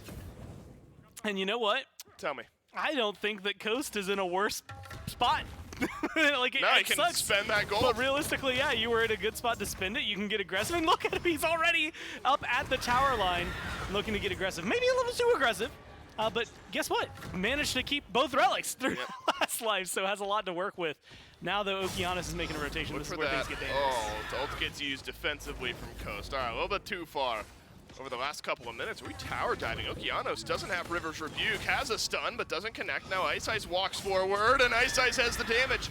Onto Vapor's Coast, Silence onto Rapio. Silenced, looking towards Ice. Is that Ice? Who had the scepter there? Somebody got zapped with the scepter, and I thought it looked like it came from the wall. Yeah, Ice has it. It came out of the wall. He does have it. It came out of the wall and zapped him. I don't know why I thought that was just such a funny interaction. It was just a really pissed off wall. Yeah, actually. right. It was just really angry. Like kind of like similar, like if you didn't shut off the breaker, but you're going to change a light socket, like or a light switch, like it's gonna shock you. It was just that same interaction. It was just so tired of being fought. Little known SMITE fact: there's a light switch on that wall. Yeah, right. And you Controls can the sun in the map. But it's only if you have a Klina and a scepter. That's the only time the light switch is there to be used. Funny interaction from Ice, who is now fully stacked up his Soul Eater. And so you look at some of the flat pen and percent pen that not only the mid laners have, Gore, but now that Ice has in that build, Rapio, of course, does as well, where Serrated Edge and Soul Eater have been really the two popular items. Full damage Shiva. It's going to make some waves happen. Piazriel stunned in place by Lamogao. A root awaiting around the corner, but ultimate gets used in time. Chase down in effect. But it is always hard to lock down a King Arthur. It finally happens, and the Styx Ferrymen have evened up the kills. And at this point, I mean, you had mentioned it with the Gold Fury things got a lot more equal. It's still favoring the Ferrymen here, but like, this might as well be dead even, right? You're at 19-19. Where's the only lead? There's a slight lead for Streak Up, which admittedly is only because Coast dies that second time. I think if it had only been the one death, probably would have been perfectly fine, but now they're both level 20. And then a small lead for Silenced, which at this rate is only going to matter at level 17. So finding more kills, maybe shutting down Okeanos, is going to be a big deal, but with Fire Giant is the only real player on the board, this is a big fight. Whoa, Ice losing this brawl handedly as Sap7 jumps in with the rest of the Highland Ravens. Now Rapio running down the back line. And it's a double kill from Sap and a tower over on left. Nothing going the way of the Styx Ferrymen as Okeanos will have to watch that jungle get taken away. And now a tier 2 tower being sieged. Centaurus early from Streak Up and Coast just walking forward. Watch out after this Aegis.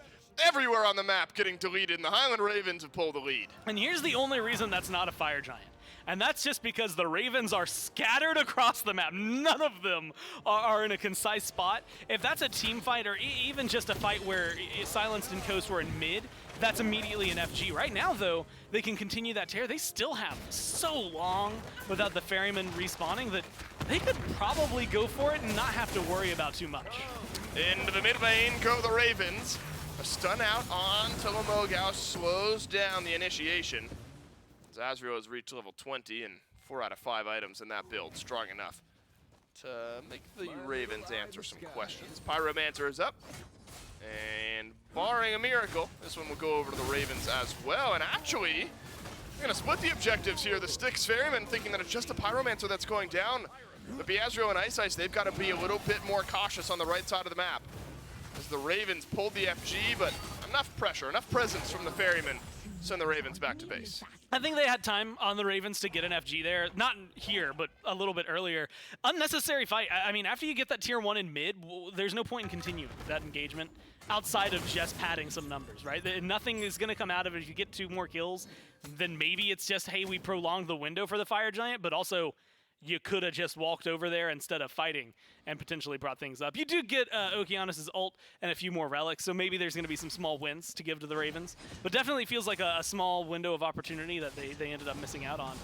Benefits, though, you get gold from a Pyro. Now you're set up and a Primal Fury's respawning, so you're going to be able to find those. You're still getting a lot of damage out of Coast and a lot of kills that are coming up for Sap and Rapio. I think that this is a really comfortable spot. It's just a good place to be if you're the Ravens. I mean, at this point, you've got a comfortable lead everywhere. Oh my goodness. 2 leads in support. Everybody else has hit 20, so that's the only real experience difference between the two. And I think that when you look at the builds and specifically how much they're going to be getting out of it, it's just a slight power shift still in favor of the Ravens. The Ravens are going to use that. Streak Up gets knocked up and knocked to the side. Primal Fury here.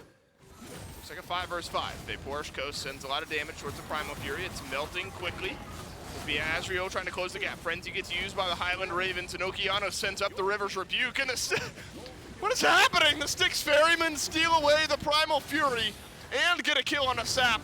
It is Moon 70 damage out of Okeanos is the difference maker here. There's a Scarab's Blessing onto Rapio as the Styx Ferrymen able to not only steal away the Fury, This is a cool freeze frame. Get a kill on a Here's Sap. my prediction for what's about to happen. Coast is full health, and there's a lot of not good-looking health bars on the other side. That's a good content piece, and I still think that's something we should do one day, is freeze it in a moment like this and say, what's about to happen? Coast is going to go big. That's my. Right, we would assume Coast would go big. That's what I see happening right there. But usually what makes the best content is that the moment goes completely awry, and what really happens is Coast just like dies immediately, and like Okeanos would somehow get a pentakill on you. But see, and the thing is you have to be careful. If you did it like repetitively, and they were always always weird. Whatever you thought, it's the opposite. Then everyone starts to know. So there's have to be like woven in. Here's really what's going to happen. Nothing. Yeah, they're just going to back off, and it's going to be. I think the auto attack from. Trick question. It's 0. 0 happens. I think the auto attack from Coast connects, but not enough damage comes out of it, and not enough support from the rest of the Ravens to give Coast the confidence to continue walking forward, and we both just disengage. I think literally nothing happens.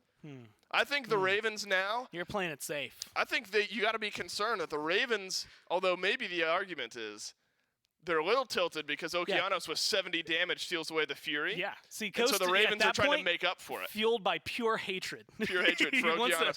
Oh, never mind. Yes! Nothing happens. Sap dies and we disengage. So the next one, Gore, something crazy has to happen. Is the only way. Is that how it balances out? Yeah, I think so.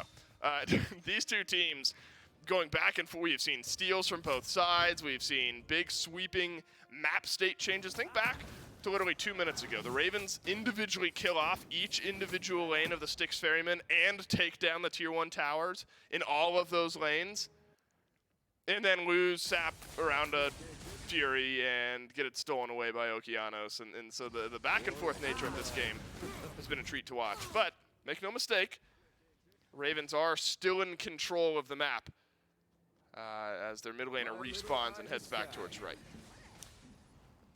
Vision control, I think at this point, incredible and very important. 2 sentries that are in the pockets for the Ferrymen, so that's going to give them a lot around the Fire Giant.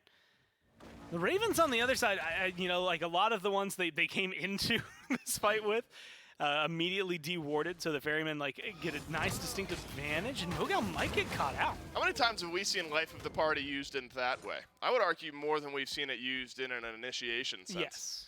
I think it was used once to try to lock down Azrael, but it's been used for the CC immunity effectively every time since then. Ends up being a mask pickup for Mogal, Gore.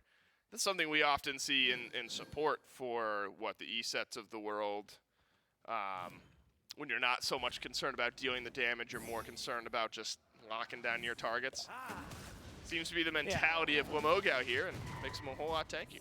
It is the item that strictly to make a mage a little more tanky, right? It is going to turn Mogal from just a Baron Samedi building some prod items into a Baron Samedi that can actually be a frontliner for the team.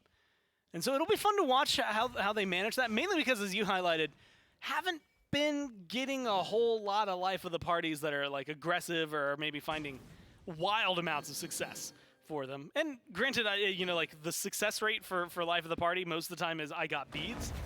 The secondary is maybe you get a stun, but there's a lot of beads that are on the other side.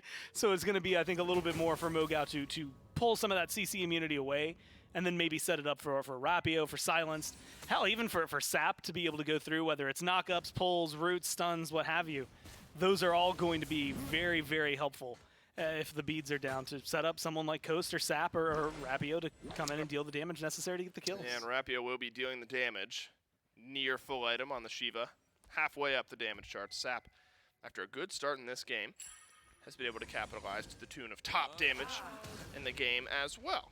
And so if you're the Highland Ravens, playing around your now late game Tiamat will always be a good thing, but a late game Tiamat doing this is rarely going to be a good thing. Scarab's Blessing forced out.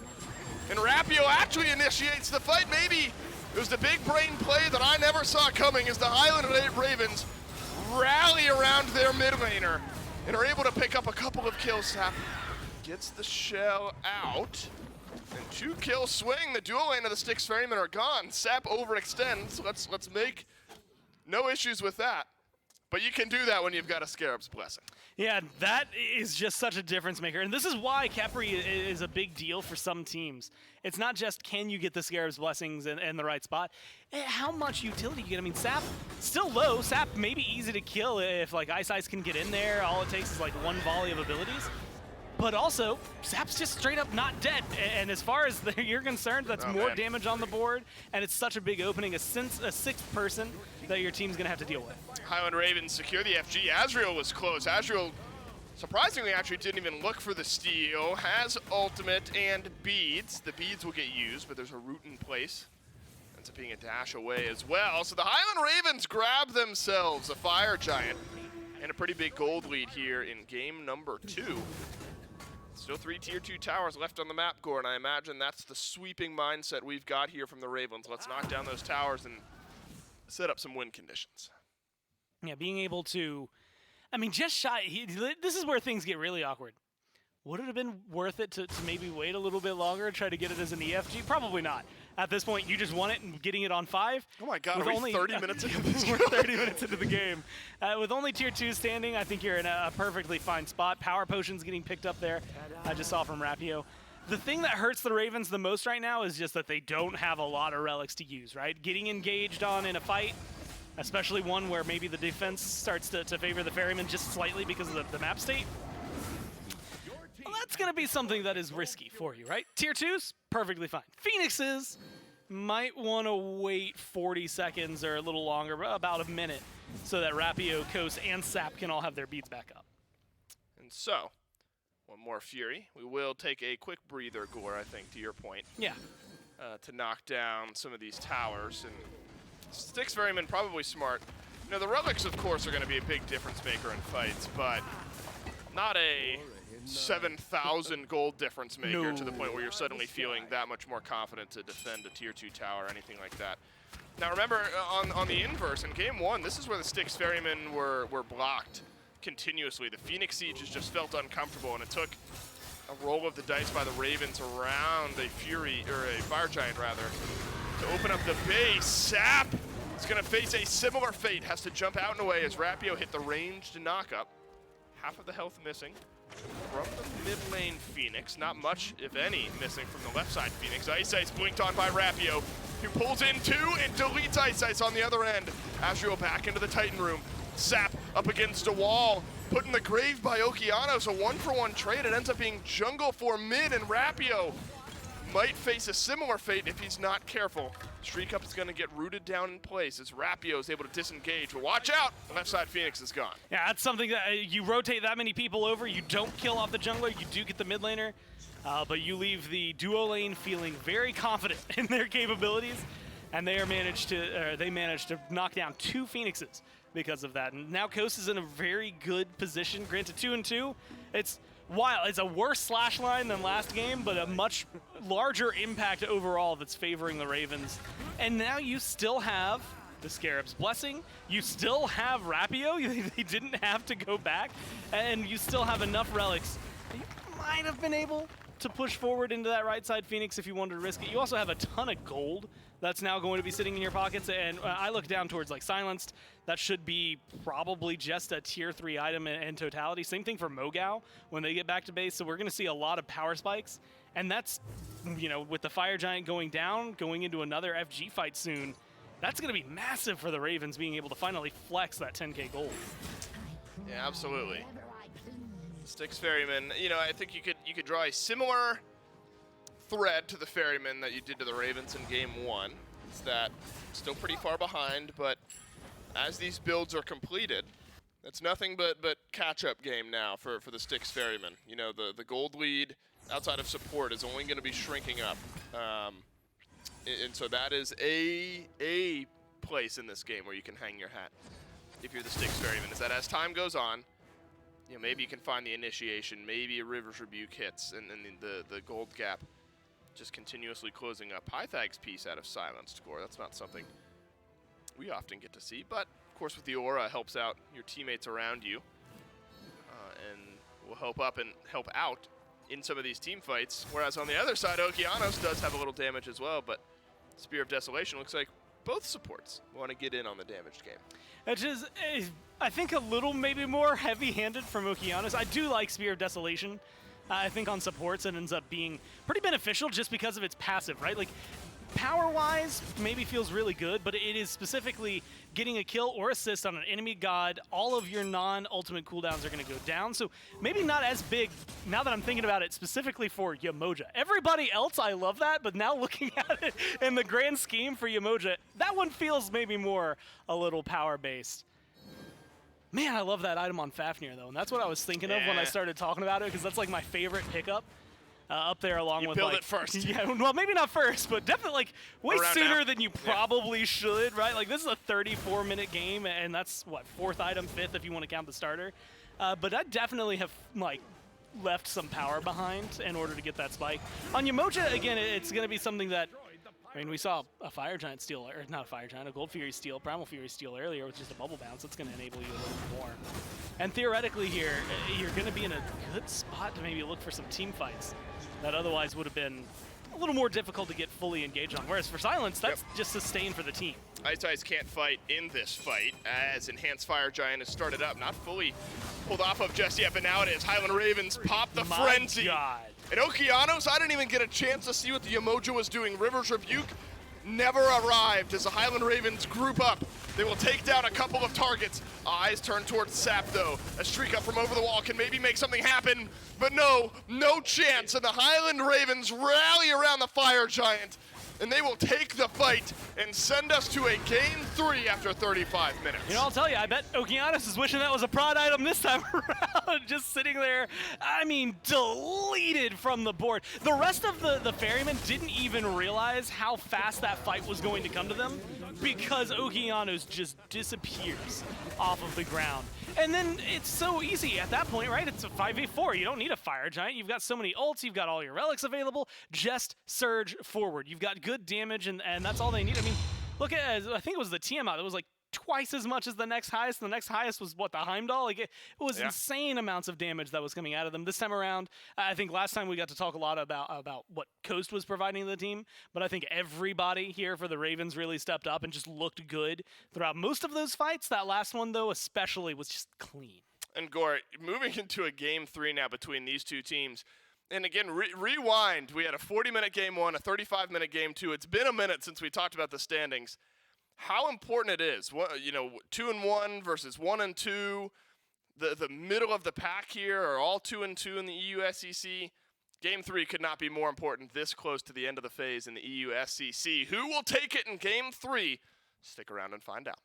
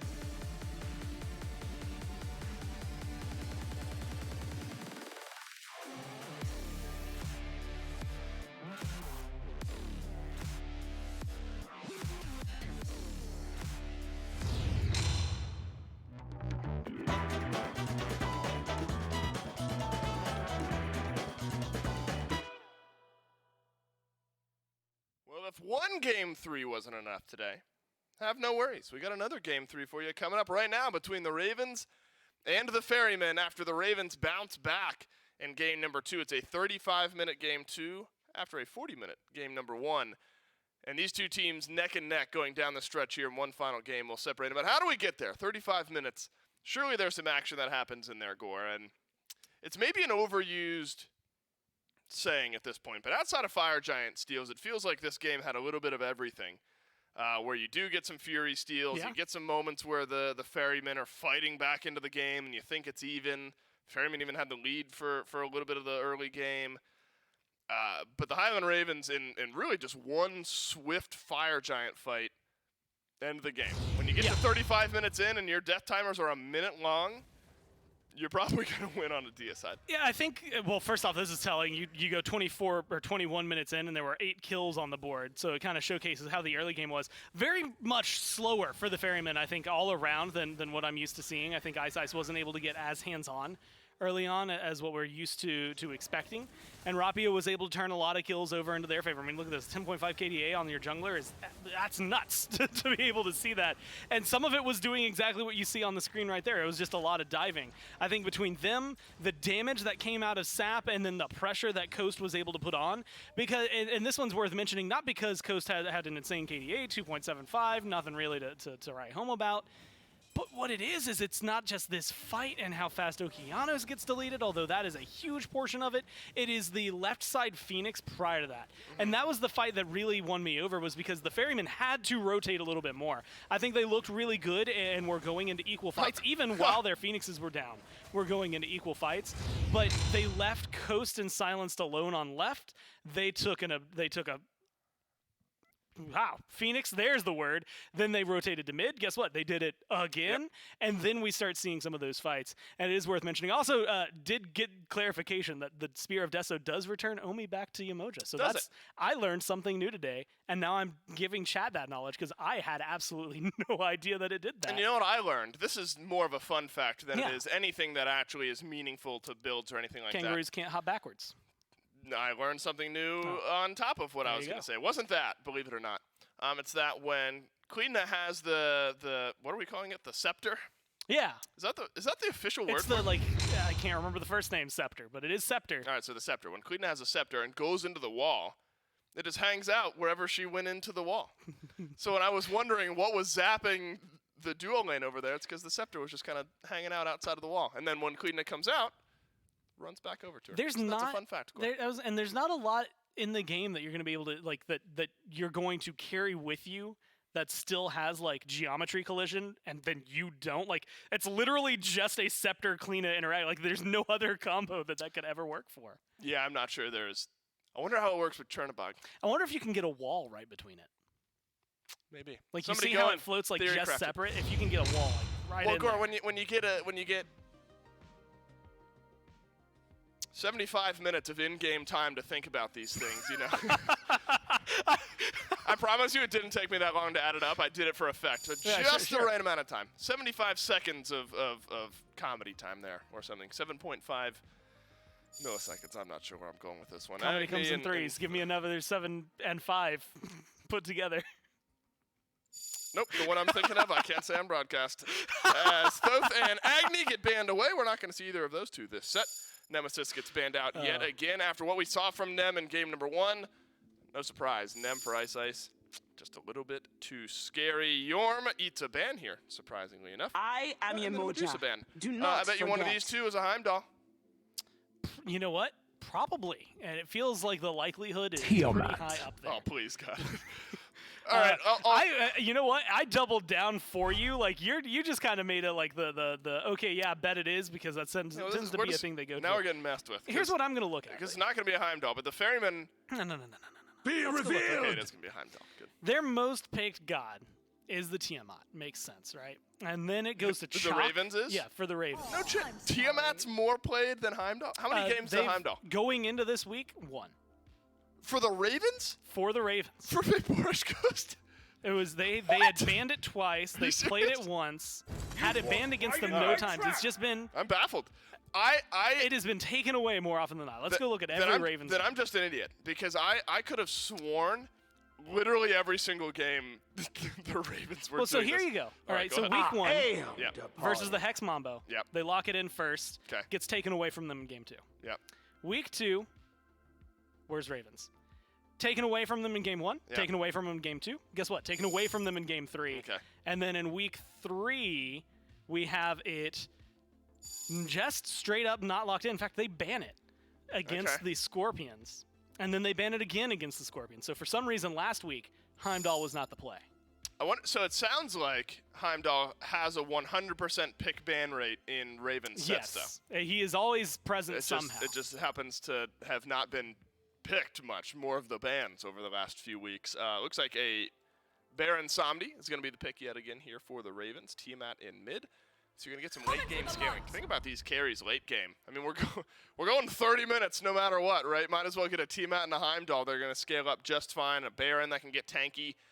Then an E-set. And think about the way that we saw Baron built Gore with the mask later on, just full-on tankiness. I'm going CC, and that's it.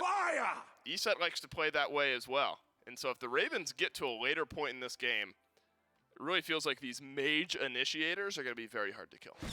The downside is that there's a huge if at the front of that, right? Like, if they get to the late portion of this game, they've got great life of the party, circle of protection, spirit ball, silences, tons of stuff. They're still squishy mages for the first few minutes of the game. Granted, there's a lot of self-peel, I think, that's going to exist in them. But at level 1, level 2, extending probably up towards 5, you've got a pretty good chance to just walk into the lane and potentially kill any of them. I was raising my eyebrows, but I assume this now means Osiris jungle. Unless we get thrown for some bit of a loop. jungle. I mean, it's definitely Tiamat, Heimdall, mid and ADC. Let's not speculate any further. Let's go into game number 3 and figure out exactly where all of these picks lie between the Ravens and the Ferrymen. Remember, right now, on top of the EU SEC, the Niflheim Wargs are 3-0. And then you've got 3 teams with 2 wins between the Ravens, Hex Mambo, and the Gilded Gladiators. Styx Ferrymen have 1. So if the Styx Ferrymen win game 3 right now, the Highland Ravens fall to 2-2. The Styx Ferrymen rise to 2-2. And then you have 4 teams all tied at 2-2 in the EU SEC with the Niflheim Wargs up top and the Aru Scorpions on the bottom. And the top 4 matter. So 3 of 4 teams would all be tied, or 4 teams rather would be tied at 2-2. And so Styx Ferrymen keep things interesting. Highland Ravens with the win, separate things out a little bit. Quick maths for you, though. Tell me. So if I'm remembering, it's Gladiators, Mambo, Ravens, and then it would be Ferrymen, would be the 4, right, for the 2-2. Yeah. All of a sudden, you end up with the Raven, like, technically ahead in that group because they'd have a plus-minus of just 2 if they lose this game. Plus-minus of 1 then goes over to Gladiators, right? Then it goes to, I think it would be -1 for both the Ferrymen and the Mambo being able to win this. So you would end up in a very, very precarious spot it's chaotic. going into next week just to say, hey, we want to be the top 4 teams, and that's with a spot that's on the line, right? One of these teams out of 4 in Europe could just get knocked out. What could have been a second place here, you know, like for the Ravens, all of a sudden knocked away from being able to go to Masters. Yeah, again, nothing against the personal players on the Ravens, but as a Bengals fan, hearing the Ravens getting knocked out of the playoffs, again, just sounds so great to me. So maybe. We'll see. But for the players that are on the Highland Ravens, you love to put on a good show here and a team that definitely deserves to be going to Masters. Luckily for them, destiny is in their hands. Heading into game number 3. That is plenty of damage onto Lamogao. An early gank pays off. And it's B. Azriel on the Ratatosker solo getting first blood here. And we have seen Rat solo at point score over the years. Stun out from Streak up. Beads get used. Those are necessary beads. Coast would have had enough damage. But it is first blood, and it is over to the Rat. And honestly, it's not even the damage or the double assassin that I think I want to talk about for the Ferrymen. It's those body blocks. Those were so good just to lock him down. I mean, there was no way that Mogao was going to escape them without just choosing a completely different pathing. And otherwise, I mean, you're going to take too much damage in the process. So, like, it was a guaranteed kill. I think well played by them to get hands on it. And what do? They do it super early this time around. Something we were missing last game, I think, was their presence in the first few minutes. And that let the Ravens chill out. I mean, you know, First Blood was 6 minutes and some change into the game, and the Ravens were the ones who were able to pick it up. This time around, I think you're starting to get to see more of what exactly the Ferrymen can do. Very similar to game number 1. I want to see them keep that kind of pace in mind and continue to push. And Azrael is able to fully upgrade the Acorn to Thick Bark. You know what I learned, speaking of learning new things? You don't have to go back to base to upgrade Ratataskar's Acorn. No, you do not. Do you have to be in the jungle, or can you just be out on the map? Anyone? Do you know? I think you just have to be existent on the map. Because you can do it in like Assault. Although you can do it when you're dead, so you just have to be Ratatosker. You just have to be Ratatosker, and you can upgrade your Acorn from anywhere. I was thinking it would make sense if you had to do it from the jungle, but I've also done it in Assault and Arena and all that, so mechanically it wouldn't quite work out. But that is a fun fact. If you're on Ratatosker and you want to upgrade your Acorn first, don't go back to base. You can just do it right there from lane. Unless you need to go back to base, then go back to base. I'm going to say this. If you're Ratatosker and you're not upgrading your Acorn first, you're probably doing something wrong. Yeah, like, but I can't think of many scenarios where I want to go for a tier 3. Gore, it's chat we're talking about. How often are they doing anything? Just kidding. Yeah. Oh, no.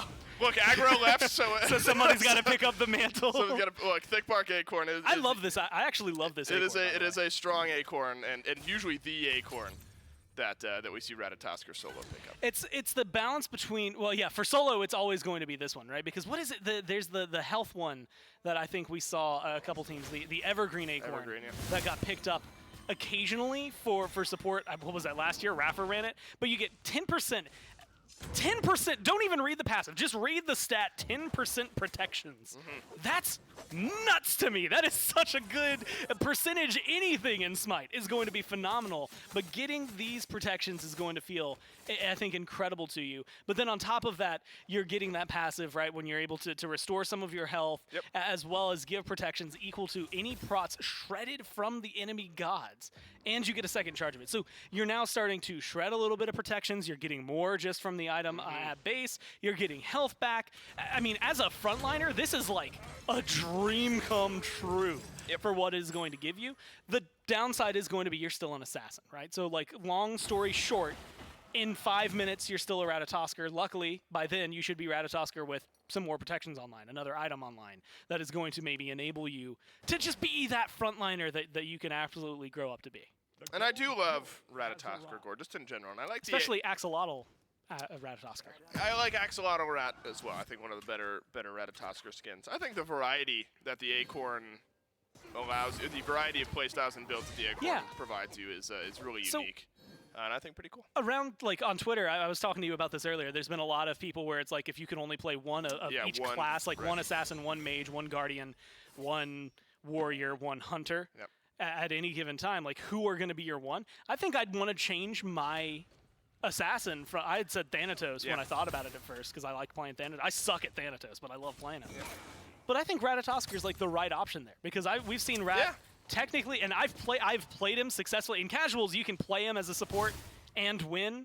I don't necessarily recommend it at competitive play because I don't think it translates as well. Right. But I do think you can play him in support. You can play him in the jungle. You can play him in solo. Haven't we seen you support Rat? You can play him as a we see solo Rat all the time. Fine, no, okay, loves it. Support and Rat. Variety loves it. Didn't we see a support Rat at one point? Raffer played it, and that's where he bought the Evergreen Acorn. That's what I'm thinking of. Yeah. I can't remember if he won that game, but if they lost, I don't think it was his fault. Was he on the Valkyries at the time? Well, yes. Okay, so yeah, they probably lost. It's like a 99%er that they didn't win that game. But I think that we've seen him in at least 3 roles competitively. And I would be willing to make an argument that because of some of the Acorns, and if you were willing to be flexible, you could probably play him as a carry. Well, we're able to talk about this stuff because the pacing of this game is slowed down after the early gank, but little action in mid sends a volley of damage towards Gunter, but he will end up flickering away and being just fine. It ends up being Mannequin start for Rapio here into Stone Cutting Sword. It's always fun to fall along with Osiris builds, especially out of the jungle. Yeah. So I never really know fully which direction players are going to take it. You'd think that Rapio would be super active early in this game, getting Mannequin Scepter. Hidden Blade, if that's the route he ends up going, at the end will really help out with some of the range poke, and then the initiation after that. But Stone Cutting Sword, Gore, maybe early helps out with some jungle brawls that Rapio may end up facing. Yeah, and it's interesting, like you said, to see him not necessarily getting as hands-on, I think, early on as we're used to seeing, because most of the time, especially like last year, the year before, if people were talking about Osiris in the jungle, they were talking about the fact that at level 3, he can just kind of walk up to you and decide that your life is over. And now you've got 3 times that, right? He's level 9, and we haven't seen that many ganks. Maybe the first real showcase of what it can do, but you're up against an Uller. He's got good disengage. The other side, what are you going to do if you're dodgy? Maybe you could chase down Coast and maybe stick to him pretty easily. Force out the beads, I think, with the powwow. That's going to be, I think, an important interaction is where Ice is on the map. And Ice score on this Daji. I think it's a massive role to play for the Styx Ferrymen team as the game goes on. I was going to say only 2. 3 sets of beads are there for Silence, who put his vision shard on the right, which totally threw off my eyeballs, so thanks for that, Silence. To Streak Up, ganked now by Rapio. Beads get used by Streak Up. Coast considering a tower dive here. A whole lot of damage. It's on its way to Streak Up. And sparks fly yet again, this time over on left. Rapio answers back. The Styx Ferryman early pressure. And this is where Osiris can get out of hand. I mean, first off, look at that damage dump that they were just able to provide. I think that's a good showcase as to why this pick comes through. You know, Coast hit a little bit. A lot of that was Rapio. A lot of that came from the Osiris. You get a little bit of a lead here, just the 1 kill, so it's not a ton yet. But I expect to see a little more of a hands-on approach for the rest of the game from the jungler. And I think with this build and with that kill, you should be able to open up a lot more. Oh, Sap is so low here. This is what Ratatosker allows you to do, and it's reinitiate. If a target is trying to escape, Ice and Azriel can run down Lamogao, who doesn't have beads, doesn't have ultimate. And so a powwow is there if need be.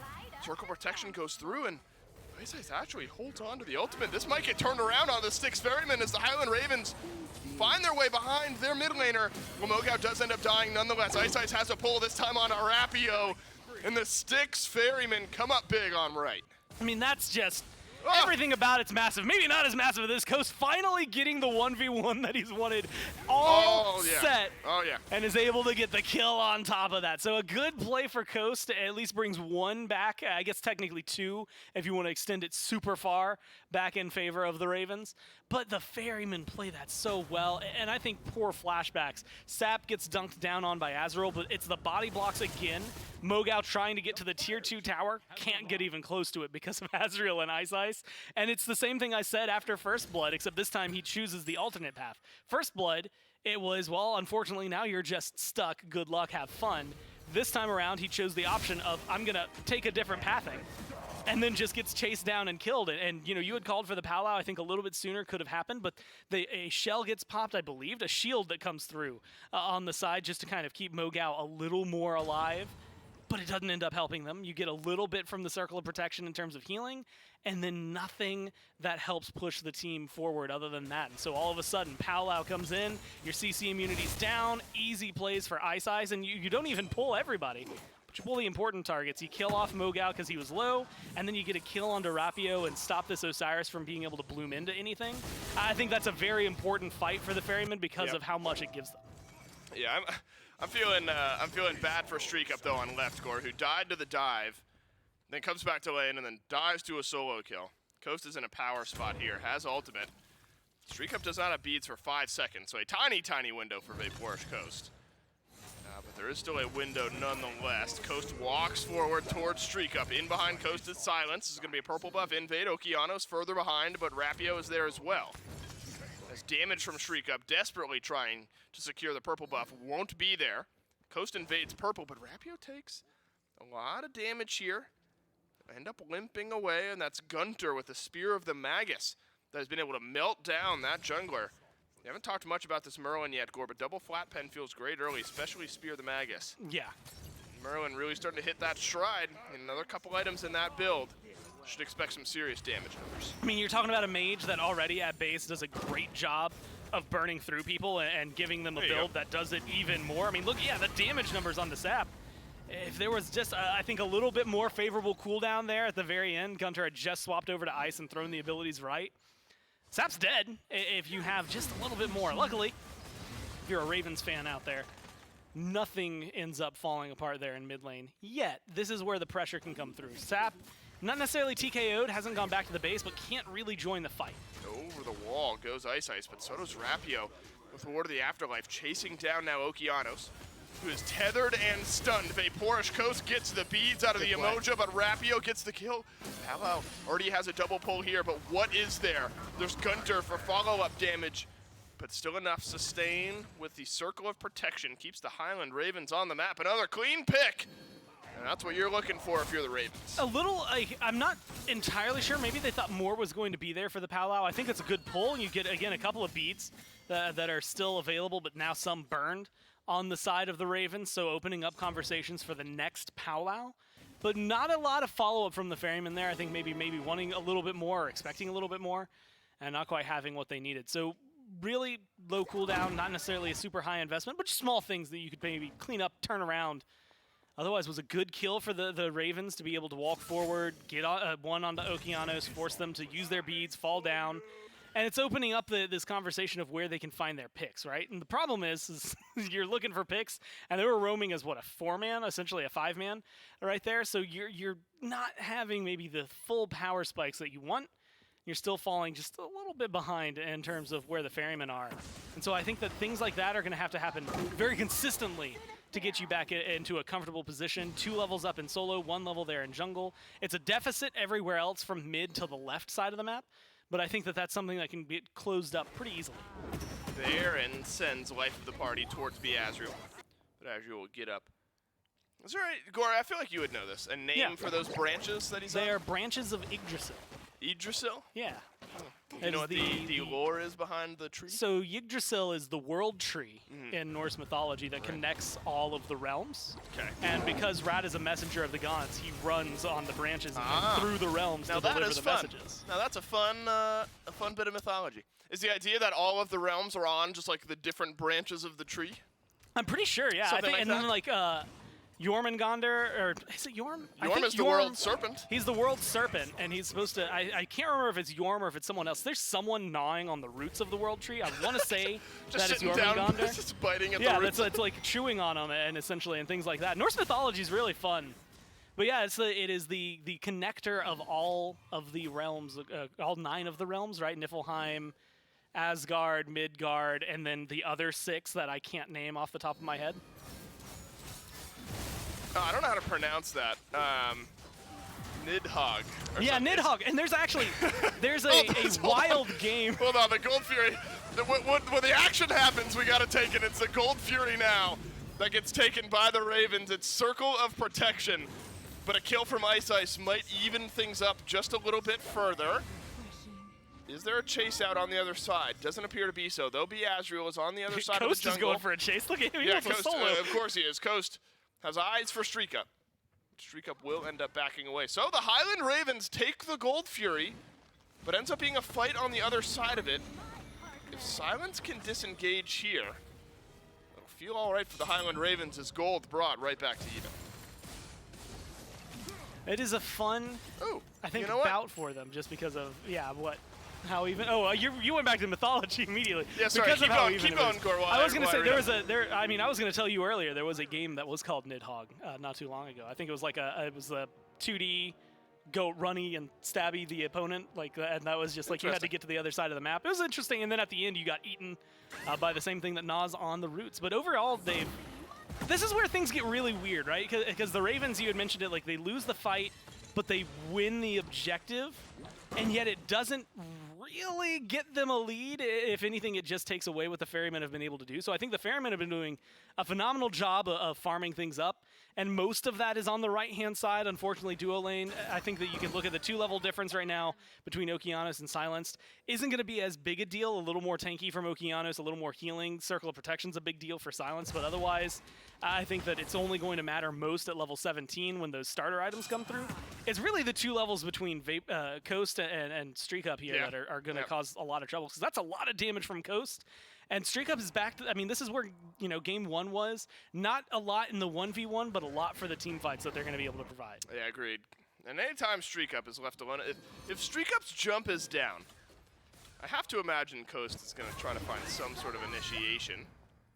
Thought Ice might reinitiate onto Rapio, who lured the Afterlifes away. Stun out from Azriel onto Silenced, but with the mask completed now for the E set, just fine. I do wonder if we still see Baron, still see Lamoga go for that mask. Streak Up has beads and has jump. Porsche Coast went in for it anyway, but now both of those on cooldown. And why not when Coast is feeling as confident as he is and has the power that he does. There's no Pyromancer and no Fury, so I imagine things slow down for the next couple of minutes, though. Coast under threat of maybe being caught out if Okeanos is able to complete a rotation fully in behind, or is it Okeanos who's caught out as Coast steals away the purple buff? This Highland Ravens team, Gore, they're just kind of lurking. You know what I mean? They're not, it's not like an aggressive play, but they're all just kind of lurking around the left side of the jungle. Ooh, they're going to be able to steal away a fully stacked up, oh my god, why is the word escaping me now? Obelisk. Obelisk, yeah. Well, being able to get aggressive here, no. this is where you had mentioned it, a good silence on the streak up. This is just unfortunate. Has Aegis, has jump. Is that going to be enough? Just a little bit more damage. Rapio, no good. Now he's so low, yet you have to commit to it. Silence is tanking up the Phoenix. Last auto attack is in, but so was the River's Rebuke. Lord of the Afterlife is there. Silenced. Uses the silence, but ends up getting stunned out. You chase down for Streak Up. You've lost 2 members. Styx Ferrymen not maybe unhappy with the way that went. Yeah, maybe a hefty overcommit, again, to someone who was already falling behind in lane. So I think for Streak Up, like, it's going to be a little, like, upsetting because it's like, man, I just want to farm 2 levels down. Like, I'm just trying to get a little bit. But realistically, like a small win for Rapio because he was 16 to the 17, so a little bit of experience there. But you kill off Silenced, it gets a massive comeback for Okeanos. Wow, Azriel has used that to the Cosmos, into the Cosmos on the Ratatosker very effectively so far this game. And that's another initiation, this time dunks down onto Sap. And the Highland Ravens were a bit ahead, now fall a bit behind as the Styx Ferrymen have a 500 gold lead. Again, no Fury for a little bit, no Pyro for a little bit, and a great rotation in onto Sap, and this team has just been kept behind. Look at the itemization, where it's a tier 2 item for Gunter, that's immediately the difference. As Sap has 1,300 gold, so we'll be able to close that gap up a little bit, but 0-3 on a team at Gore. It's a good start here for the Ferrymen. Well, I want to say, we've been given, because I couldn't name them off the top of my head. Yeah, all 9 of the looking realms. at them. I was going to quiz you in a minute whenever the game took a breather. Was to name them? Because I only named 3. I was going to, do you know who lives in all the different realms No. without looking at the computer screen? No, no, I could tell you Midgard's Earth. That's us. That's humans. That's us. Asgardians are in Asgard. That's Natalie Portman in Midgard. That's Ice her. Giants, I want to say, are Niflheim. Yep. Nidavellir is one of my favorites. Nidavellir, that sounds cool. Because that's where... that's where Ninum, the famous Paladins player, lives. Yeah, right. No, the only reason I knew Nidavellir is because in Infinity War, huge Marvel spoilers, by the way. If at this point you haven't seen all of that. Also, 4 years, look, we spent 2 years at home. There's still a pandemic going. If you haven't seen the Marvel movies, that's on you. Plug your ears for 10 seconds if you haven't. But Infinity War spoilers, blah blah blah. I knew Nidavellir because that's where they go to make the new axe. Stormbreaker, yeah. Yeah, they get Stormbreaker. And the Primal Fury pit is where the Styx Ferrymen go to grab the Primal Fury. And the Highland Ravens, they don't put up a fight, Gore, because they are happy to trade out with the Pyromancer on the other side of the map. It seems like we're steamrolling our way to like a 30 to 35 minute Fire Giant, very, very even, where one fight wins the game. Yeah, and you know what? I wonder where you've seen that before. Although this could maybe be an opener for it. They kill off Silence. Could be. Silence has Circle of Protection, though. Doesn't detonate it for the heal and ends up getting taken down at range by Streak Up. That's what the Ool will bring you. Now Sap, Rapio, and the rest of the Highland Ravens trying to get out. Life of the party nearly pulls back in Azriel, who was on the branch of Yggdrasil, Gore, and was able to get out alive. Now here's, first off, I think that's a huge win for them. You get rid of Circle Protection. I don't even know if you need the kill onto Silence after that. The minute Circle of Protection's down, that seems to be a go button onto an objective for me. I would have maybe tried to force a fight on the FG and make the Ravens feel uncomfortable. The problem is that they've got a lot of good engage and still enough tankiness without Silence that I think you're running a risk there, right? Especially at the deficits that you were fighting with. So taking it a little more patient, even though I think that they could have potentially played an aggressive style there, it would have forced a fight from the Ravens, and you just have to bank that your 2K gold at this point is going to be enough. And I think that Azrael, first off, spawning a lot of conversations for us. Well, you know, big ups for picking the rat. Yep. Also save the axolotls if you can. And there's a third one coming out from him. Probably not in a good spot right here, though. Yeah, Azrael hasn't died yet. 403. It's been a great look at solo Ratatoskr. I've seen the ultimate. It's through the Cosmos, not to the Cosmos. I don't know why I said to last time. Has been using that ultimate to disengage a few times here. So tanky. The state of the solo lane fight, as Palau used by Ice, comes up a bit short from anything there. The solo lane fight might at this point be as boring as it could be when the two step up to one another to fight. Like when Azrael and Lamogao are fighting one another right now, I wouldn't be surprised if health bars just straight up don't drain because of how healthy both are and the sustain that both have built in either to their kits or their builds. And that's a weird way of saying that both solo laners are certainly very tanky at this point, Gore, and Azrael has been so difficult to kill off. And though at 0-2, Lamogao hasn't had the impact just yet, once the mask is finished up, which it is right now, I'm hard-pressed to see a short route to killing off this Baron. Yeah, it's not going to be simple. Honestly, I don't even know. I don't want to say it's not possible, because it is. It just might not be worth the investment to do so, right? Like, I think it's going to be very heavy-handed, a lot of upfront to try and kill off Mogao. That's then just going to open up, you know, Rapio, Sap, Silenced, Coast to find a lot of kills and have a lot of turnaround. And with the relics that they have, maybe you can get it with CC. I think one good pull on Oa Palau could actually be the answer. And Ice is a big player here. Around the right side, Gunter gets jumped on by Rapio. Palau out from Ice, and it's Silence who's pulled into the back. As Rapio finds a first kill, but Sap immediately falls in trade. Both mid laners out of the fight, both teams still equal at this point in the initiation, but Coast with a massive knock to the side sends one flying with the ultimate, and down goes Streak Up, and Vaporish Coast spins his ult around and ends up tilting the fight a little bit back towards the Ravens. I think the minute you see that Riptide come through, you know they're getting out of there. Yeah, this is the play. You start up the FG, because Okeanos is TKO'd. Ice is essentially TKO'd here. Might still be able to get aggressive. Azrael's walking forward. I think you can go for these kills and still pick up the FG. Ice should die here, and it's the Greater Scorpion that effectively gets it done. Azrael is so tanky and so obnoxious. He was able to force Silence out of the Fire Giant pit. Who would win, Gore? 4 members of the Highland Ravens or one tanky rat, and right now, it's Azrael who's winning the fight. And the Fire Giant will still stand. I think that a couple of them did have to back off there, but with the damage available, specifically with Coast up, you had a lot more wiggle room to be able to get aggressive. Mogao, I think, is doing a good job keeping 2 distracted. But now with Merlin respawned, Streak Up in a second, you either go straight to this FG and start it up and hope that they don't see it, or we're going to end up sitting at another stalemate for a while. Ice is still dead. I mean, as you mentioned, Gore. Yeah. So 15 seconds plus another 10 to get over to the FG pit. You got more than enough time, but you are risking a steal. Circle of Protection should secure it, and it does for the Highland Ravens. And now you can send damage towards Azrael through the Cosmos. Will be reached. Looks like the Ratatoskr will keep the spotless KDA alive with the Highland Ravens, despite being down 3 kills and up to this point down in gold. They were able to make a big play on 1 pick. Now have FG on all 5. Yeah, and that gold's about to be a heavy swing. Look, 3 towers up, even if you don't feel confident going into a 5-on-5, which I think a lot of that, specifically under Phoenix, a lot of that's going to depend more or less right here on this tier 2. Mogao gets pulled in. Oh no, is the Fire Giant gonna be stalled out before it really even begins? A massive Rivers Rebuke, and the Palau is big as well. That's huge. As Silence and Lamogao both end up dying off.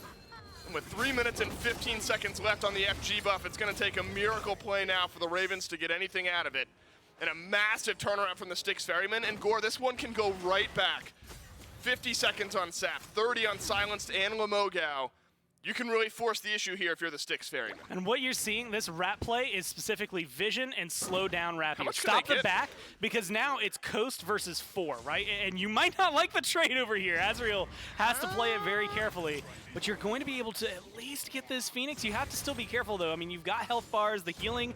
You are so thankful for this Yamoja. Silence is up in 5. Mogao's Sap up in 25. Lamogao up in 10. The Styx Ferrymen, they will go into the Titan room. Can Coast make the big play? Now would be a great time for it to happen. grabs one kill. Streak up low on the backside. Coast has got a double. Coast has got a triple.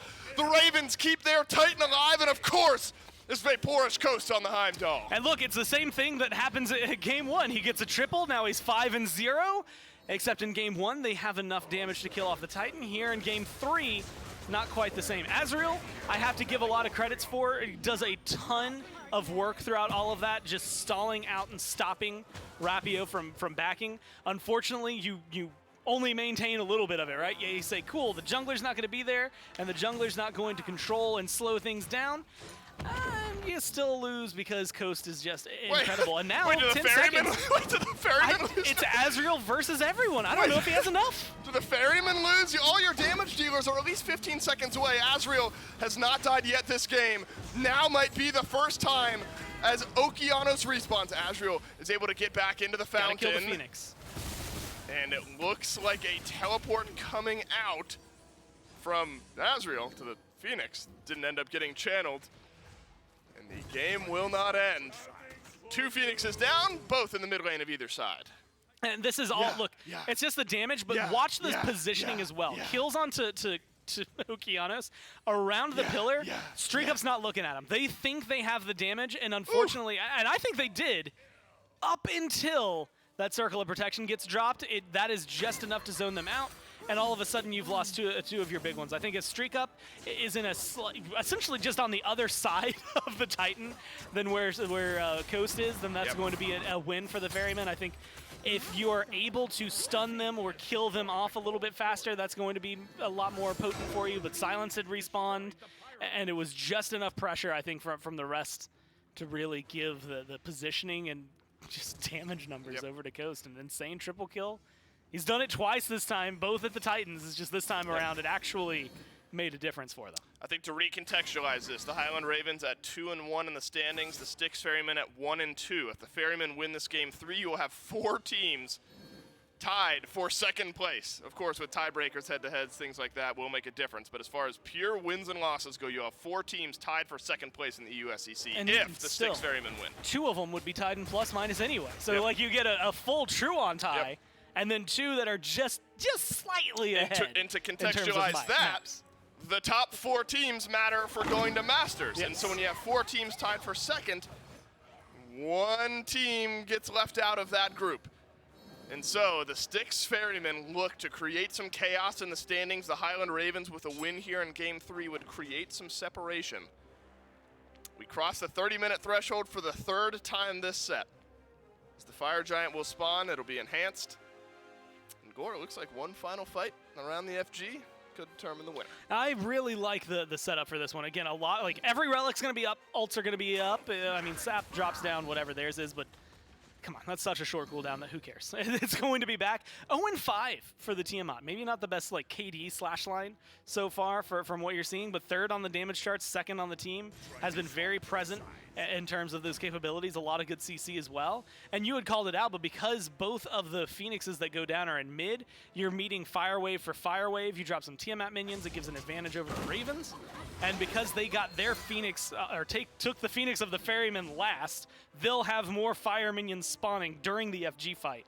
And so it'll be someone, granted, not a whole moon away, they're just in mid lane from the FG, but someone who's going to have to be just slightly further than the rest of the team for the fight. That could give the Ravens just the advantage they need to start up an FG. Well, there's a decent bit of damage from Vaporish Coast and Lamogao. Coast getting the chin size this game, I think make a massive difference around that Titan defense, killing off some of the tankier targets. Azrael still hasn't died, but chin size plus all of the damage that's left in that build as well. Streak Up sticks with the ability-based build. And so, Gore, I think you're looking for poke damage, but in different ways from these hunters around these jungle fights. Streak Up, connect with an axe, send a full rotation of abilities like that. Kind of like that. And you're going to set your team up for success, whereas Vaporish Coast, hoping to step forward and connect with a few auto attacks. I mean, you can see, and that's Mogao. Like, we were talking earlier about how it seemed difficult to kill Mogao. 1 volley of abilities is all it takes, and Mogao's CC immunity is gone, so now there's a really big opener for the Ferrymen to get aggressive. Ice, that's an easy pull if you're able to get up onto the powwow. Everybody else has their beads available, so either you're going to need to get someone to burn them, or you're going to be able to find them. Biggest thing, Dave, that stands out to me, though, no Phantom Shell picked up on the side of the Ravens. So Okeanos, we mentioned that. It was a phenomenal ult earlier. They're in a great spot to try and do something similar. All you have to do is get 2 or 3 of them. Either you force out some beads, the powwow can come through. There's a lot of combos on the side of the Ferrymen that can just bounce off of that. And they've got the healing as well, so I think this is a good position for the Ferrymen to be in. Could this be it? Could this be the fight where the Styx Ferrymen send the Highland Ravens to 2-2, send themselves up to 2-2 as well? Or will the Highland Ravens find another big play through their ADC? Maybe it's time for Sap to step up. He is 0-5. All of the kills have been funneled to one of the carries of the Highland Ravens, where both of the Styx Ferrymen have had relative impact here in this game. You need a little bit more out of Streak Up, though, if you're purely looking at damage numbers going into this next fight. 4 out of the top 5 there for the Highland Ravens. Beazriel somewhat low at the beginning of this fight. Lamogau's found some poke damage into the back. Rapio walking towards Ice. Look at this collapse in. Life of the party is out, but Okeanos has the beats. River's Rebuke goes up as well. So that's a decent team fight ultimate down for both teams. Now you're in a spot where Mogao gets a crest on again. Very easy to pull in, potentially able to pull off. I'm looking towards Ice and maybe even Azriel because of how deep Azriel is, but more because of what that powwow can bring to the table. Beads are going to be a very, very large conversation here. Powwow out. Lamogao pulls back in, but Lamogao is tanky. Wow. There's simply not enough damage. Lamogao somehow not the lowest one at the end of that fight. Coast dashes forward. Ice loses his life, and it's Vaporish Coast at the front of it. Now Beazriel, for the first time this game, will die, and it's Sap who deals the killing blow. Suddenly, the Highland Ravens find some life. Okeanos will be stunned as well. Vaporish Coast has a double, and Coast will likely end this game undying. Another one rolls through, and the Highland Ravens take it in 3. And just good kills, good damage, all of that. I want to say sponsored by the sponge that is Mogao. Mogao eats so much damage there and just soaks it up, and you're almost beneficial because you don't have that ult to start things off, right? Because Mogao doesn't use it to get the beads, you get pulled in, the team backs you up, you get to pull people forward, you get to continue that fight, you get a 4-for-none trade. I think that one just comes down to the fact that Mogao was too difficult to kill, and the Ferrymen kind of staked their claim on trying to slaughter him towards the very end. My goodness, what a back and forth set we have here, Gore. All 3 games, 35 minutes plus between these two teams. All 3 games had some action early. Game 3 allowed us to talk a little bit more about Norse mythology and things like that because of the slower pace in the early game. But the Highland Ravens, they make big plays. And think about the moment that had to have been, 30 minutes into this game where the siege is coming out from the Ferrymen and Vaporish Coast stands strong underneath the Titan. A triple kill to turn this game around, Gore. And honestly, this is 24 minutes in, 10 minutes before the game ends. That triple knockback, you don't often see that, but it's just so satisfying watching that, just a little bit of disruption in the fight. And this is really where Coast makes his money in this game. Yeah, I think this is one that you could probably watch on slow-mo and look for anything and everything that goes wrong. But it's the comeback all of a sudden, not just from Coast, like the damage numbers Coast puts out, and the fact that had you looked at him maybe a little bit sooner, you get those kills, you back off from the Titan just slightly, maybe the Ferrymen win the game right there. But otherwise, I mean, Coast is just hitting way too hard to try and deal with. My man stays walking forward. Yes, that's all he does in these fights. He never stops. And like when you have someone like Silence beside you, specifically for that like defense, all of a sudden silences and stuns and a circle of protection ends up coming out. Right there, no one's looking at you. You're not getting hit. You're 9-0 or 7-0-7. Like you are getting kills without having to worry about people diving onto you and killing you off. The closest he came to death was after he got a triple kill to save the game. A sneaky good game from Lamogao as well. I think the damage mitigated, it's going to be pretty high up there. 58,000 for the Baron. Wow. 59,000 for Beazriel, who only died once in this game. And so the tankiness was really as you worded it there, Gore, the sponginess of Lamogao was so important. And so Of the two options as far as standings go, and we'll get to standings here in a little bit, the more simple of the options now happens, where the Ravens get the win. The Wargs are 3-0, and the Aru Scorpions are 0-3. They'll play one another, so you have to imagine the Wargs would win, separate themselves out a little bit. This has got to be frustrating a bit for the Styx Ferrymen, who are involved in every single one of these games, have the ability to win every single one of these games, end up falling down in games 2 and 3 after what was a great showing in game number 1. Already 2 sets in the books here, Gore, and it has been a hefty day so far. The EU-SEC goes all 6 out of 6 games so far, and the individual games pretty lengthy as well. We're looking at 30-plus minutes basically all day long. We've had 5 hours or so of broadcast, and that's a pretty lengthy one for half of our day being over. We've got some North American sets as well. But we've talked about the standings and how those sort of change up after a matchup like this. The Highland Ravens will bump themselves out of kind of that middle of the pack, up to 3-1. I think Niflheim Warg scores we've mentioned up against the Scorpions, where the Wargs can, I think, absolutely confirm their place at Masters if they're able to grab a win. And I think because of well, there's only one more week for SCC, right? It's round robin, everybody gets one. And so at this point, you're looking at the fact that pull ahead right there for the Ravens is pretty much the difference between, are you going to be able to stay top 4? And okay, cool. I think even catastrophic, you're top 4 right now, right? So being able to kind of secure themselves, up there, I believe, with the Wargs. So you've got a much easier path now looking towards Masters. You can start thinking about that. I think doing your homework on like the NASCC teams, because you're definitely going to get thrown in the mix with those guys a lot early on. And so there's a lot of conversations to be had, I think, moving forward for these top 2 teams.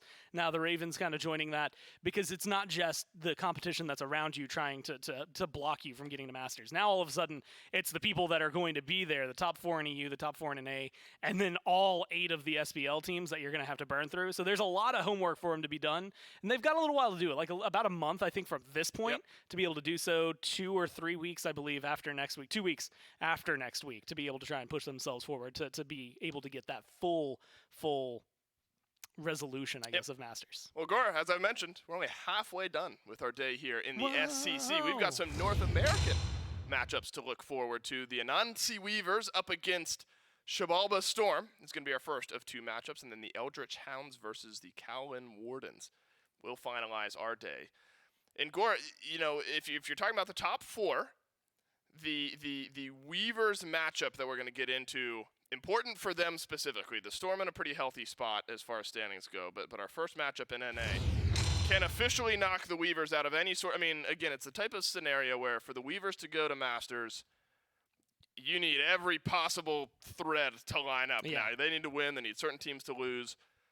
It gets very simple. If the Xibalba Storm are able to win against the Anansi Weavers in our next set, the Weavers are out of contention for the Masters. But, I still think we've seen such competitive SMITE out of the North American SEC. Who knows what's going to happen in any of these sets? Anything can happen, whether it's the SEC, the SPL, or your ranked games. Who knows what's happening in SMITE here in Season 9. The North American SEC kicks off for today right after this.